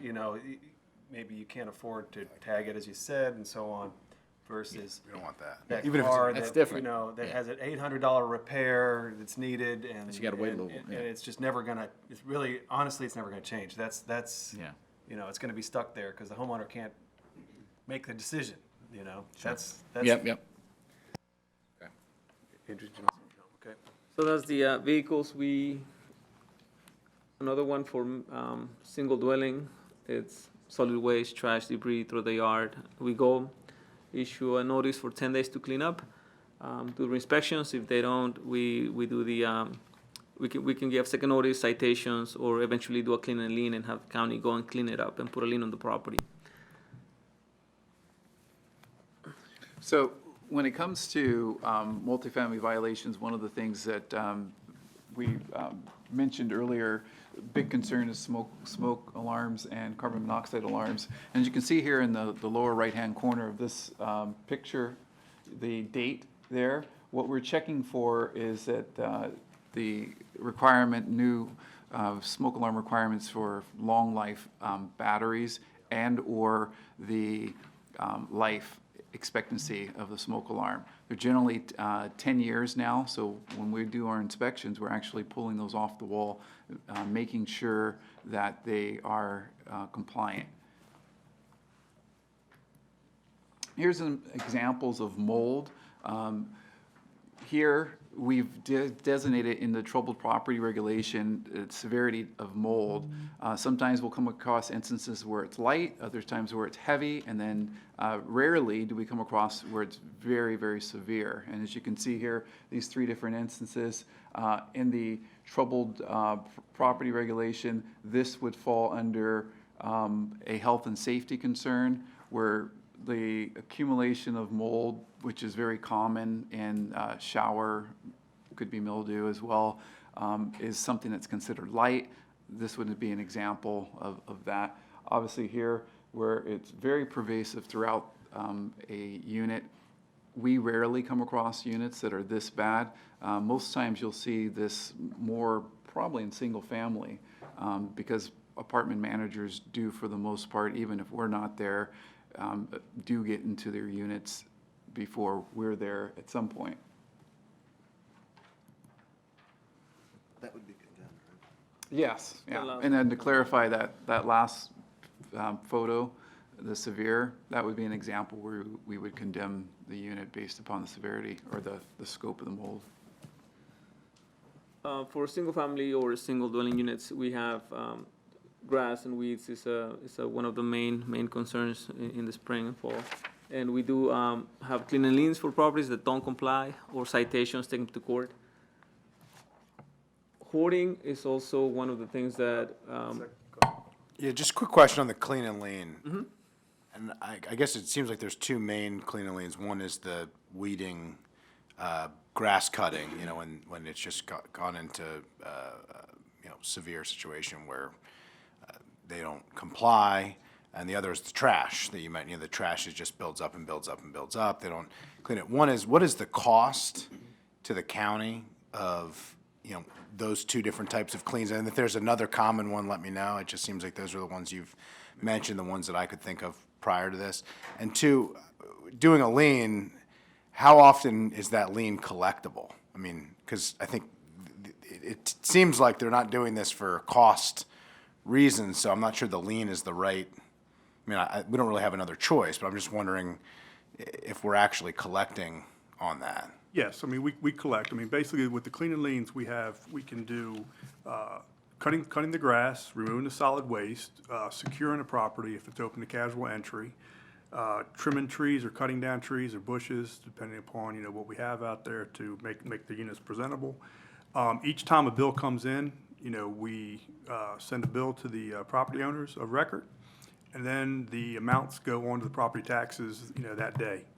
A revised tax bill is sent to the folks, and we collect money throughout the year. I think last year we got roughly, I think it's about $120,000 collected. So the major money is coming back, we're getting back, because now they're going on the property taxes.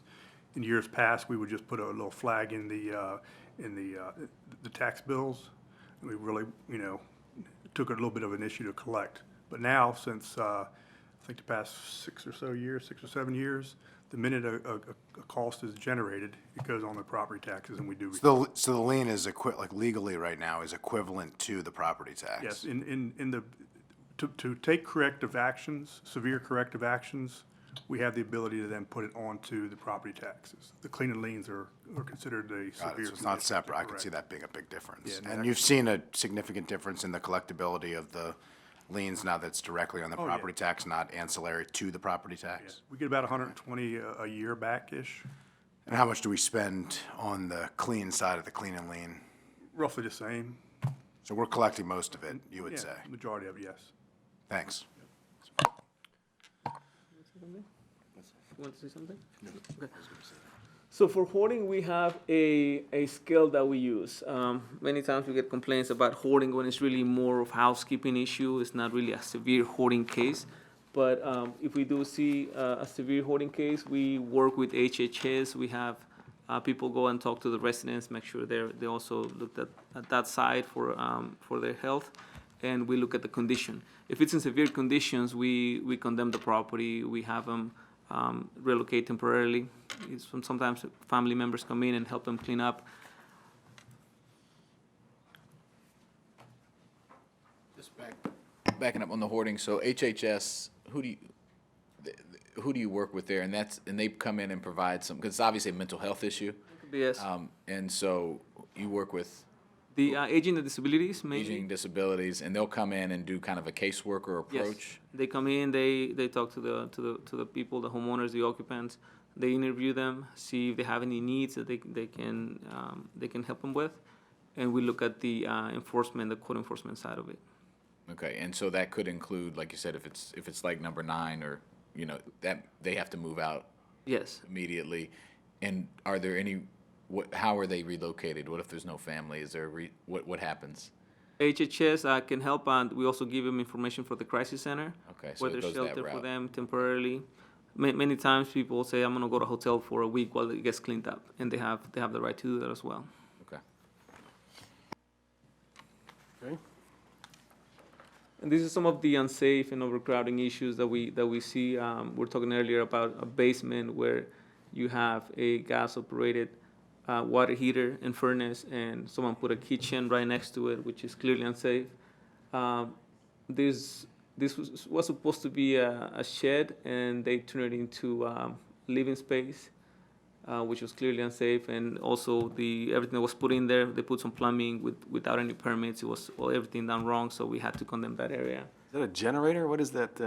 This is a window AC unit, Come out on the black. air conditioning. Black box. Oh, this? Trash can? Yeah, I think storage. Yeah. And this is one of those basements in a townhouse that have really small windows. You can't get out in case of an emergency, and there's no door to the outside. So the only way out is you have to run up the stairs. So in case of a fire or an emergency, it could be a safety concern. So this is not allowed at all. So again, an area that had to be condemned. People have to move out of these places. We went over this, the household occupancy. So we're going to follow up on that with some more clarity. I mean, what I sort of took away was that the per square foot is the more functional That's the limitation. enforceable, Enforceable. for us, we can say, based on square footage, you can have 7 people, you have 9. And that's a code violation. That's really is that what you rely upon generally as the Yes. per square footage? You don't bother with I mean, it's there if it somehow was enforceable, but it's more realistic to use the per square footage. Yes.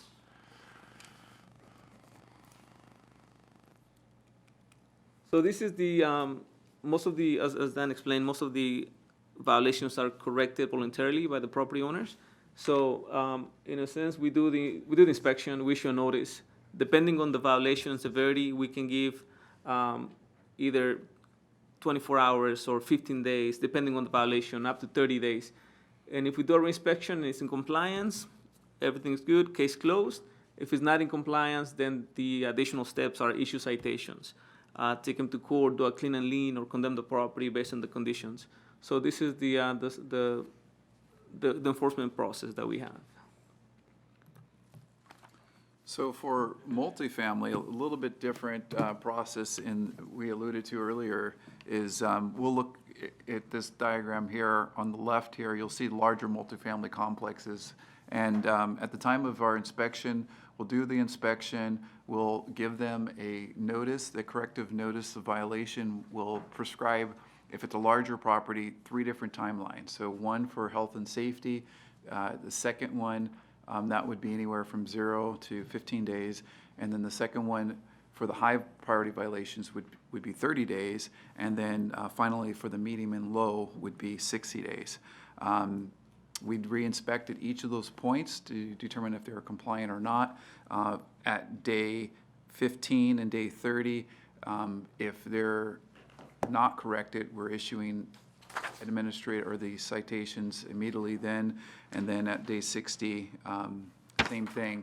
At day 60, because they're medium and low, we're looking for substantial compliance, and right now we're saying over 80% corrected.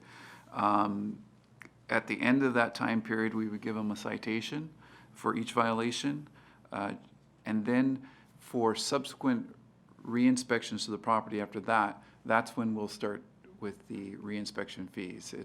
We'll get into it a little bit later, but there's a per complex charge, and then there's a per unit charge as well. Now, are you also DHCA or are you DPS? No, DHCA. You're also DHCA. Yeah, okay. yeah. So I'm the program manager for the multifamily. Right, I heard you say that you supervise the field staff, but I was just trying to understand. Okay. Sure. There's one thing I Oh, realized. sorry, one sec. Go ahead, add, and then I'll just add. One thing I realized that we probably should add to this is at the gray issue citation step, there should be a little arrow off to the side that says repair and deduct option. Because if we get to that stage and the landlord has not repaired the item, then we will inform the tenant of the right to do the repair and deduct. We also let the landlord know that we're granting that right to the tenant, and they can then, within the parameters of that executive regulation and the law, have the item repaired on their own. You might want to ask a question about that. When you do that, do you have like parameters? I mean, can the tenant say, oh, great, now I'm gonna replace my sink with a, $500 sink instead of a $200? I mean, they're gonna have to get into a dispute. They don't want to get into a dispute with the property owner over that kind of thing. So how does that work? How do we ensure that tenants don't get themselves into, trouble with that? The executive regulation really puts pretty tight parameters around the use of this. And, well, the law limits it to 1 month's rent, so that sets a cost limit. And then within that, the executive regulation actually lists, it has to be pretty much like for like. Yeah, you can't use luxury item, you can't replace with luxury items and things like that. And in most cases, it doesn't allow for any kind of, luxury appliance or anything like that. And since HVAC is usually more expensive than that, it would pay for repair, not replace, that type of thing. So there are some pretty tight parameters around that.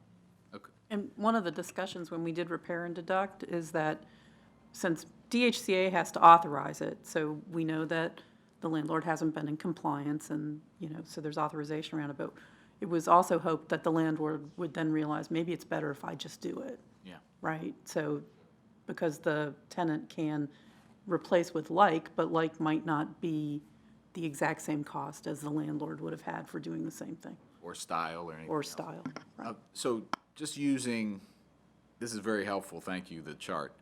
Using the enclave as an example. Those were January 8th, 9th, and 10th, somewhere around then, I remember. I just checked my schedule here. So we're past the 60 days.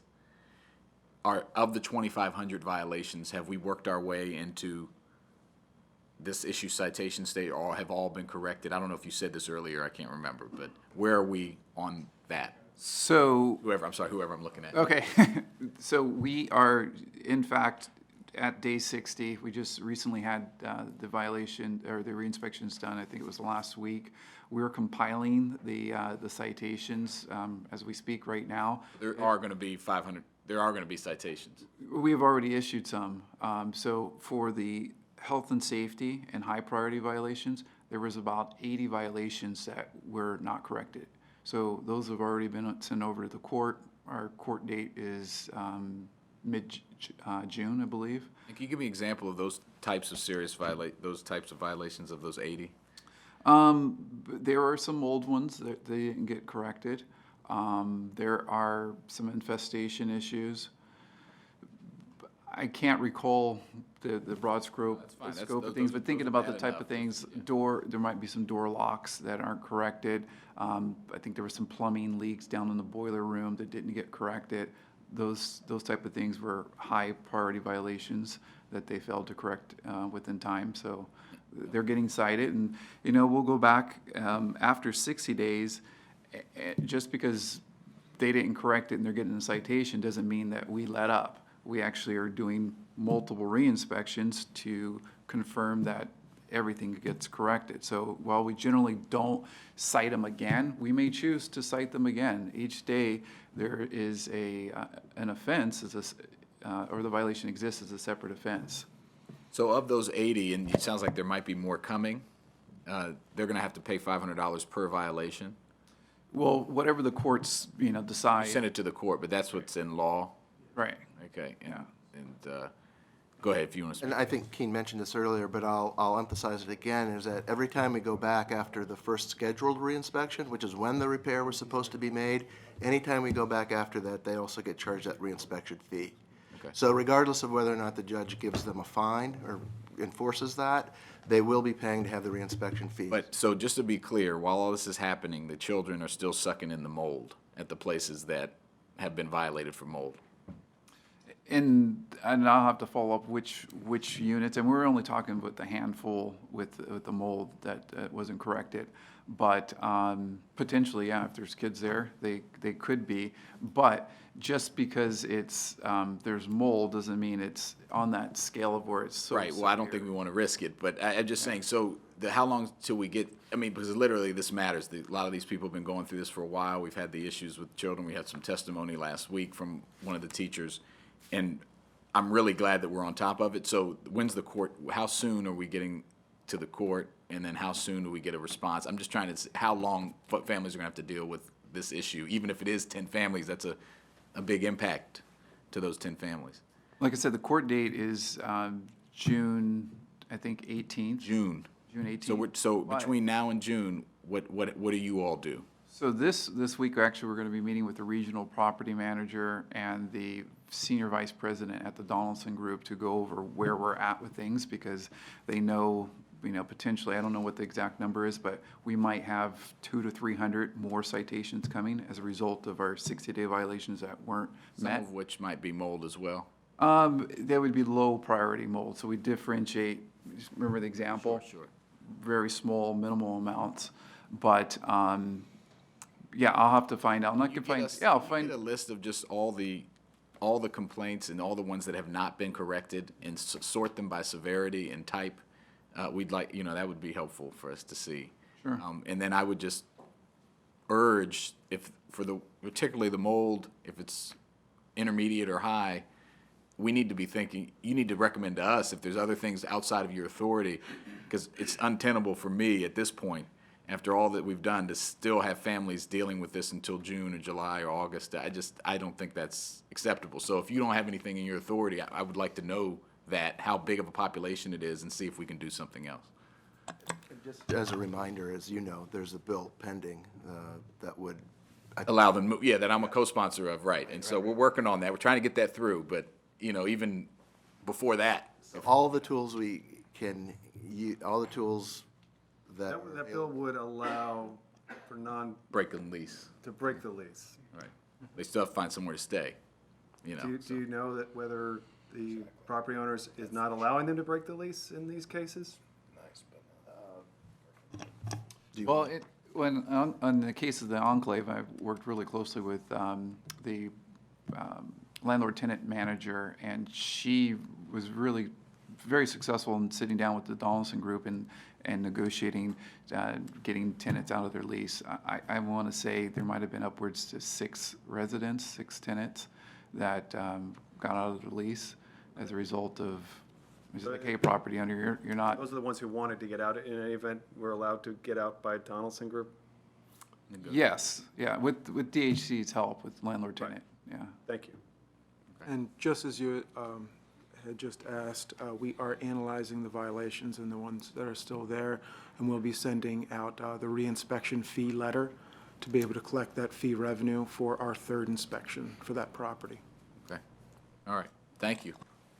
So the chart or the diagram on the right there, that's the process for any of the multifamily complexes that are less than 200 units. We give them a shorter time frame. The 15-day for health and safety still apply, and then the high, medium, and low priority violations then at 30 days. Same process, they're compliant, close the case. If not, then we're issuing citations, and as Chris mentioned, giving them the option to repair and deduct. When we go into the next few slides, we're going to talk a little bit about our court process, and this not only applies to multifamily, but also single family. Anytime there is a notice of violation and the property owner fails to correct, they're giving a citation. Chapter 26 basically puts these at $500. The judge can escalate those to $1,000. Chapter 49 is the snow removal, and that's a Class C violation, which is $250 and $50 for commercial properties. So here's our court process. It is a long and drawn-out process that takes some time, and as you can imagine, the courts are busy. I'm not going to go through what happens at each of these stages, but if you did the math yourself, it could be 6 months if property owners were given more time by the judge to get things done by the time something really happens before they face huge consequences like going to jail. But that, as you can see there, would not happen until after a order is given. And I'll maybe explain that process. So Also, how many cases typically go into the courts like this? I don't know, have the number handy, readily available as far as how many cases, but we may have it. It's in here. It's in here? Okay. So we go to issue a citation. It generally takes 60 to 90 days before we're in court. We go to court. We are asking, many times the violations have been corrected. So a lot of times in those instances, the citations are just dismissed. There's really no need for us to be there. However, if the violations do exist, then the judge then is saying, okay, property owner, how do you plead, guilty, not guilty? We could have a hearing there to determine, okay, you are guilty. If they're saying that they're not, they're found guilty. We give them or the courts give them an abatement order. The abatement order says now you're ordered by the court to make the corrections to the violations. Typically, that's within 30 days. Sometimes it can be 60 days. If the owner fails to comply then what we need to do is file a show cause hearing, ask the judge to find them in contempt of the abatement order. So we will go back to court and we'll say, hey, judge, you told them that they needed to correct this. You gave them additional time. Now we're back in court, and then that's when, at that time, the judge can decide to either give them jail time, impose additional fines. Pretty much most of our cases, and I don't have the numbers handy as far as, we get to this point where the judge is having to throw someone in jail, but I think it's pretty rare. Typically, when we're at day 30 or 60, we see the violation corrected and it's taken care of. I think there's those cases where they're drawn out, where they've got, I can think of some scenarios where there's a construction project going on and then there's several things that need to happen. An active permit, building permit's good for 180 days. And then, of course, if they're making their regular inspections, it can go on much longer than that. I just was handed by my colleagues that 3.5% of our cases go to court. So very relatively low number. And like I said, I don't think we can report on how many get to the point where they're completely, ignoring the court's order, but eventually everyone does. I mean, you've probably got a little bit more history as how many times people have been thrown into jail, but it's Probably not that often, but what kind of violations get all the way to abatement orders? I mean, aren't these obvious things that the homeowner's clearly just, or the property owner's just irresponsible, or are there circumstances, mostly there's circumstances, yeah. People, I think Chris alluded to, it's vehicles, right? It's like, oh, I need more time to, I haven't been able to get my vehicle registered or, operative, or I've got, a huge amount of repairs that I need to do to the exterior of my house. I've got a roof I got to put on. That's a huge cost. I need additional time. It might be a seasonal thing.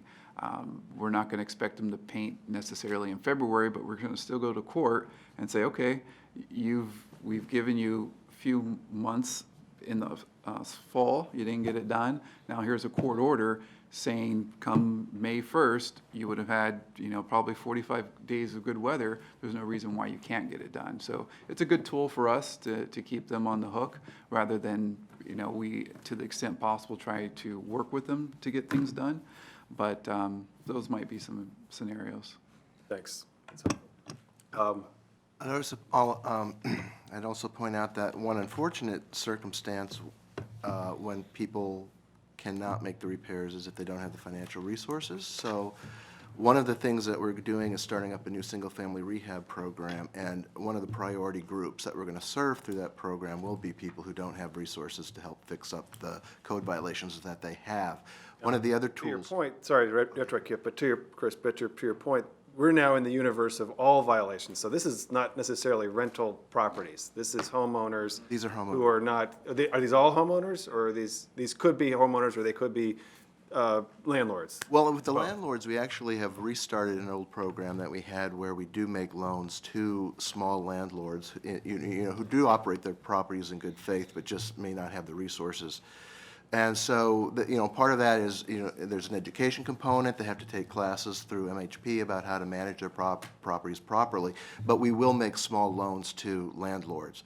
But what I was referring to earlier were homeowners, seniors usually, who don't have the resources. And so we will be targeting our single-family rehab loans to those seniors, and we also do refer them to Rebuilding Together. So the involuntary compliance court process will frequently have, for example, seniors who don't have the resources to make changes. Is that what I'm hearing from you? Correct, but we try to do diversion on that, where we do try to get them to Rebuilding Together, but sometimes folks won't take advantage of the opportunities that exist. But now we're going to have one other tool that we'll be able to use, which is our single-family rehab program, which will be very generous terms for people. So there hopefully won't be any reason why people would not want to participate. The terms are going to be very favorable. Okay, Will, followed by Tom. Thank you, Mr. Chair. Just going back to the previous line of questioning, specifically with Enclave, but I want to broaden it out a little bit. So 3.5% go to court, but obviously these at least 80 cases are going to court from the Enclave. Is that correct? Correct. Well, that's let me clarify that that's a case. So the That's enclave. one case. One case, and one case may have 80 violations, 80 citations. So per property, or if it's a case of a multifamily. property. Okay, so that constitutes one case, even though there's going to be Multiple citations. potentially hundreds of individual citations that go before Correct. the judge, correct? Yes. And they will, okay, and so, and you said there's a couple hundred more coming, potentially, that are gonna go. Okay. As a result of, so first question, some of these are very serious, which we were talking about, in the case of mold, and you see this long process. What other ability is there, or is there an ability? If I'm a parent and I'm saying I'm not dealing with this anymore, our bill hasn't passed, that Councilmember Hucker sponsored and we co-sponsored to allow you to break your lease, if it's, how severe does something have to be in the health and safety wise to say, I have to do something, I can't wait through this whole process, I have to get out right now? So when it comes to the point where it could be condemned, So if we say that it's basically uninhabitable, right? So the violations are so severe that and what the code talks about is like, you have an exigent circumstance that someone's immediate, life, limb, is affected, then we can say, okay, you have to move, you have to vacate. So the mold wouldn't qualify in that category? Not unless it was severe, and, remember that Defined by the slide? picture that you showed. Right, so if we come across a scenario So like the that. the slow over time mold doesn't count, but if it's all over, if it's a whole room like in the picture. If it's pervasive, like that one photo, or we come into scenarios where it's like, okay, you've got some mold that's in an isolated area or in, a closet or in some. And you make that determination on whether it's habitable or not. And under that, that's a DHCA determination based, and then the tenant at that point would have the ability to do what? So there's no relocation provision in the code, but There's no, say that again? no relocation, like. There is no relocation. Okay, No, so it's just that, Unfortunately, yeah, and actually just working in other jurisdictions, if that's a tool that we need to add that. your committee wants to pursue, I mean, that would It be a is. great one. Okay, great. Because so currently there's no recourse, even if you condemn a property, All right, there's no relocation funding or anything included in current law. Okay. You can move out if we pass our bill, but no relocation money necessarily. Okay. However, in the case of the enclave, I believe there were 2 tenants that did need to be relocated, and we did provide our eviction prevention and relocation Do funding. you repurpose those funded, which aren't really the right tool? It's for, it. Yeah, Yes, it's yeah. for specifically renters. And we paid, not the landlord. I believe they chipped in at least half for both of those situations. God bless them, but they were moved because of their failure, correct? Okay, so that's obviously not good. Okay, so my last question, because I know we're under a time crunch. So we've got this time period. What happens when you get into you said, how many of these cases actually you have someone getting an abatement or or increasing the fine? Do you have data on those numbers? so at which, So when you get to this violation still court date, so we're in the orange section, and in June, hopefully, if not sooner, folks are gonna get their court date for enclave, and then if violations still exist, then presumably the judge is gonna have to make a determination of what they wanna do. Abatement, give them more time to comply, increase the fine, right? What typically happens in there, particularly related to large apartment owners? so large apartment, one, we typically aren't issuing, traditionally have not issued a lot of fines for large apartments. Okay. Most of them are pretty good at complying by our timelines. With the volume of the enclave, I think that they've been overwhelmed, but I would say that in instances, the courts would uphold a portion of the fines. A lot of single-family, what they'll do is they'll suspend the fines and say, hey, the fines will apply if you don't correct by the order deadline within 30 or 60 days. From our standpoint, when it comes to the multifamily enforcement, we're always going to seek those fines. They're running a business. So we are not in favor with the courts dismissing those. I mean, obviously, the judge is going to do what he or she wants to, but we're going to expect the fines to be paid, or a portion of them to be paid, the order to be given, and then us to re-inspect within the appropriate time frame. And do you all have a plan to inspect the large buildings? Because I think one thing we saw here, and we've talked about this, even in White Oak, if you go down Lockwood Drive, the Gardens and others, there are other places that are gonna, I think, would turn up similar results, if not worse. And this is literally my last question, what's your plan to go and do this in other places so that we can start to ramp up, now that you have your full complement or more people? And that is my last question.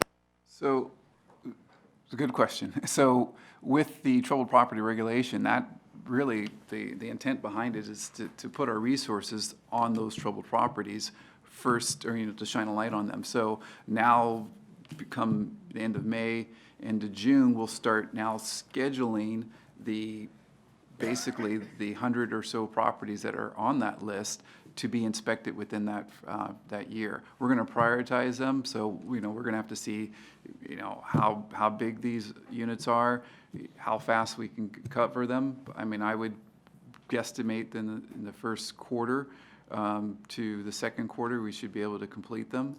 And then we'd look at their at-risk properties, and then we'll look at which ones were inspected last, do the ones that are most pressing.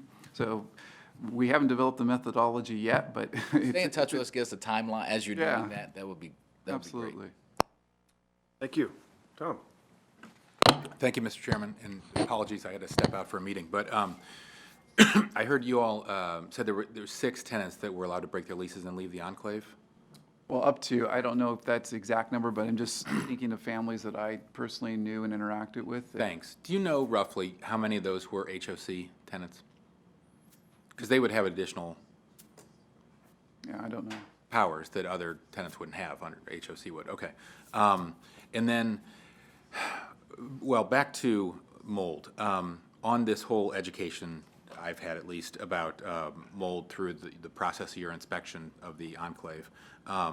And while we're talking a lot about the enclave, it's definitely not the only property we have with mold.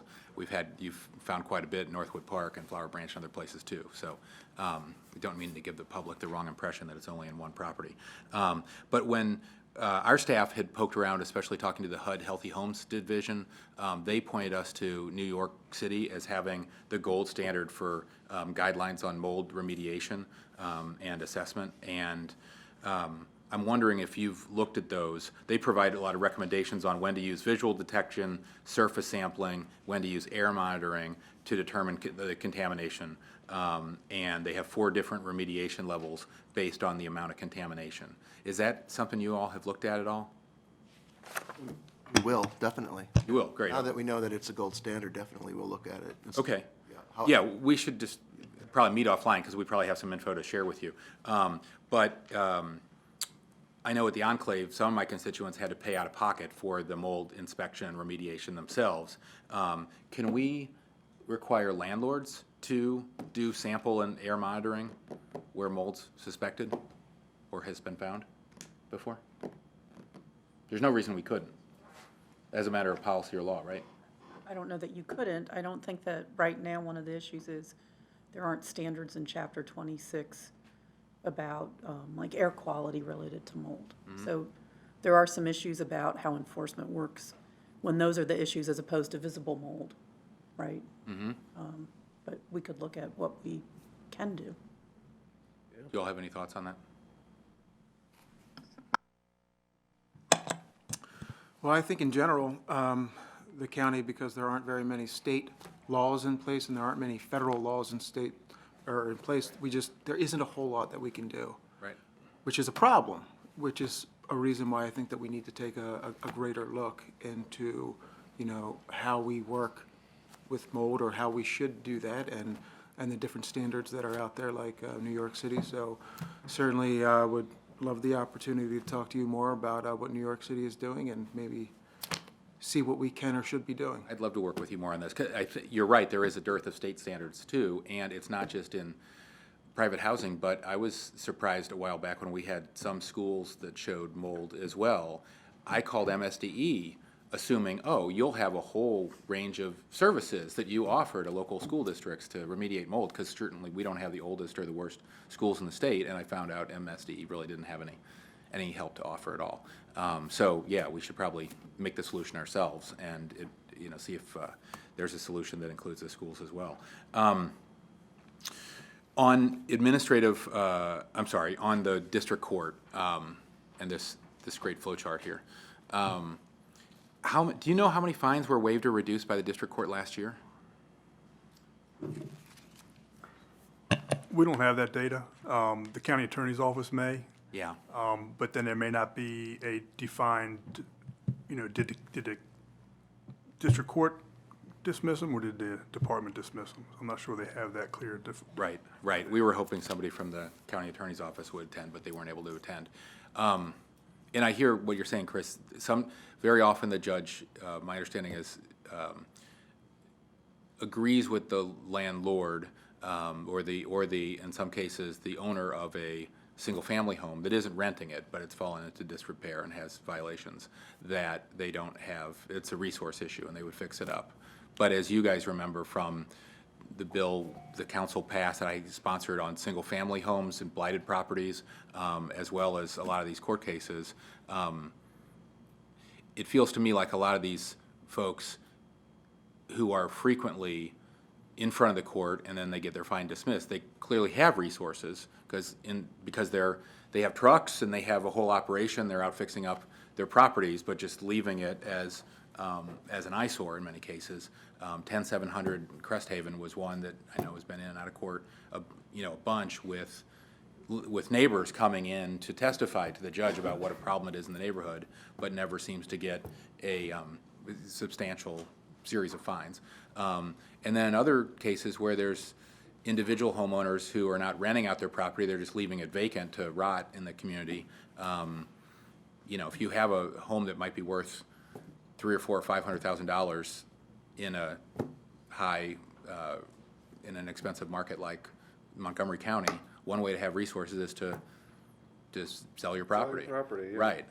Or fix it up and rent it out. So anyway, I'd love your thoughts on what we could do to inform the judges about some of these repeated problems, because when we've even suggested at the suggestion of that judge I mentioned at the meeting last week, Hans, that we have like a brown bag lunch to share some of these this kind of information with judges, we were told that wasn't welcome. So do you have thoughts on what we could do to better inform judges about how bad some of these cases are? I think it's going to start with the testimony provided by our staff and increasing the awareness of the issues that are out there. Staff have been very well versed in testifying in court as far as what they see on site, how many times they've been out there, et cetera. So I think a lot of it is the times may be changing some now because, basically, we've had discussions with the county attorney's office and trying to move everything forward. The other tool we have with the vacants is the vacant unmaintained, where we have 61 of them right now, getting ready to look into the other 200 and some here now that growing season's coming. So there'll be fees associated with all of those too. So hopefully we can get some of those, moving in the right direction. I know we did have a few properties recently that were on that list that have transferred. So the process does, work at ground level. Hopefully we're going to, continue to move it right along. You're optimistic, more optimistic Yes. than you were a few years ago Most about definitely. the awareness of judges of these problems? Because I remember you rightly pointed out several different, properties where you'd been in court several times and the judge just keeps throwing it out or giving $5 court costs. I think we've had the discussion with staff and we've had it with the county attorney's office, and I think things are moving in the right direction. Okay, Chris? Anecdotally, one of the things that we've observed is that the judges pay a lot more attention when the neighbors who are being affected are there. And it's unfortunate that people have to take their time off and go and do that. But when they are there, the judges do seem to pay more attention. And so we do advise people that we believe that would be helpful. I mean, we can't make them appear, but we do say we think it would be helpful if the judge could actually hear from the people who are being affected by this. Because I don't think the real world, I just think it communicates the real world implications and problems that these properties cause. And I think that that's very helpful. So we do let people know that, the neighbors. Is there anything we should be doing to help to assist your efforts to educate the judges about this? All right, I think that, I'm sorry. Well, I think that we have met, I think you referenced earlier that you did not make much progress when you spoke to the judges. And I think We weren't allowed to speak to the judges. It was a judge who suggested we go set up a meeting and speak with the judges, and then we were told that actually that wasn't welcome. And so I think that we've met with that same sort of message, that as an independent branch of government, they felt that they did not welcome us telling them sort of how to do their job. I mean, just to put it bluntly, they did not think it was our role. So that's why I do believe that to the extent that judges also are answerable to the people and to the voters, that it's helpful to have the actual people who are being affected by these decisions or lack of decisions. So add something based on, history, going to court, I don't even know how many times, for many years. When the defendant fails to appear, the judges normally impose the fines. When the defendants appear and they make their case about couldn't do it because they don't have the money or they were out of town, and they request more time, most of the time the judges will impose but suspend the fines and say, if you get it done in 30 days, you don't have to pay the fine. If you don't get it done, then we'll impose the fine.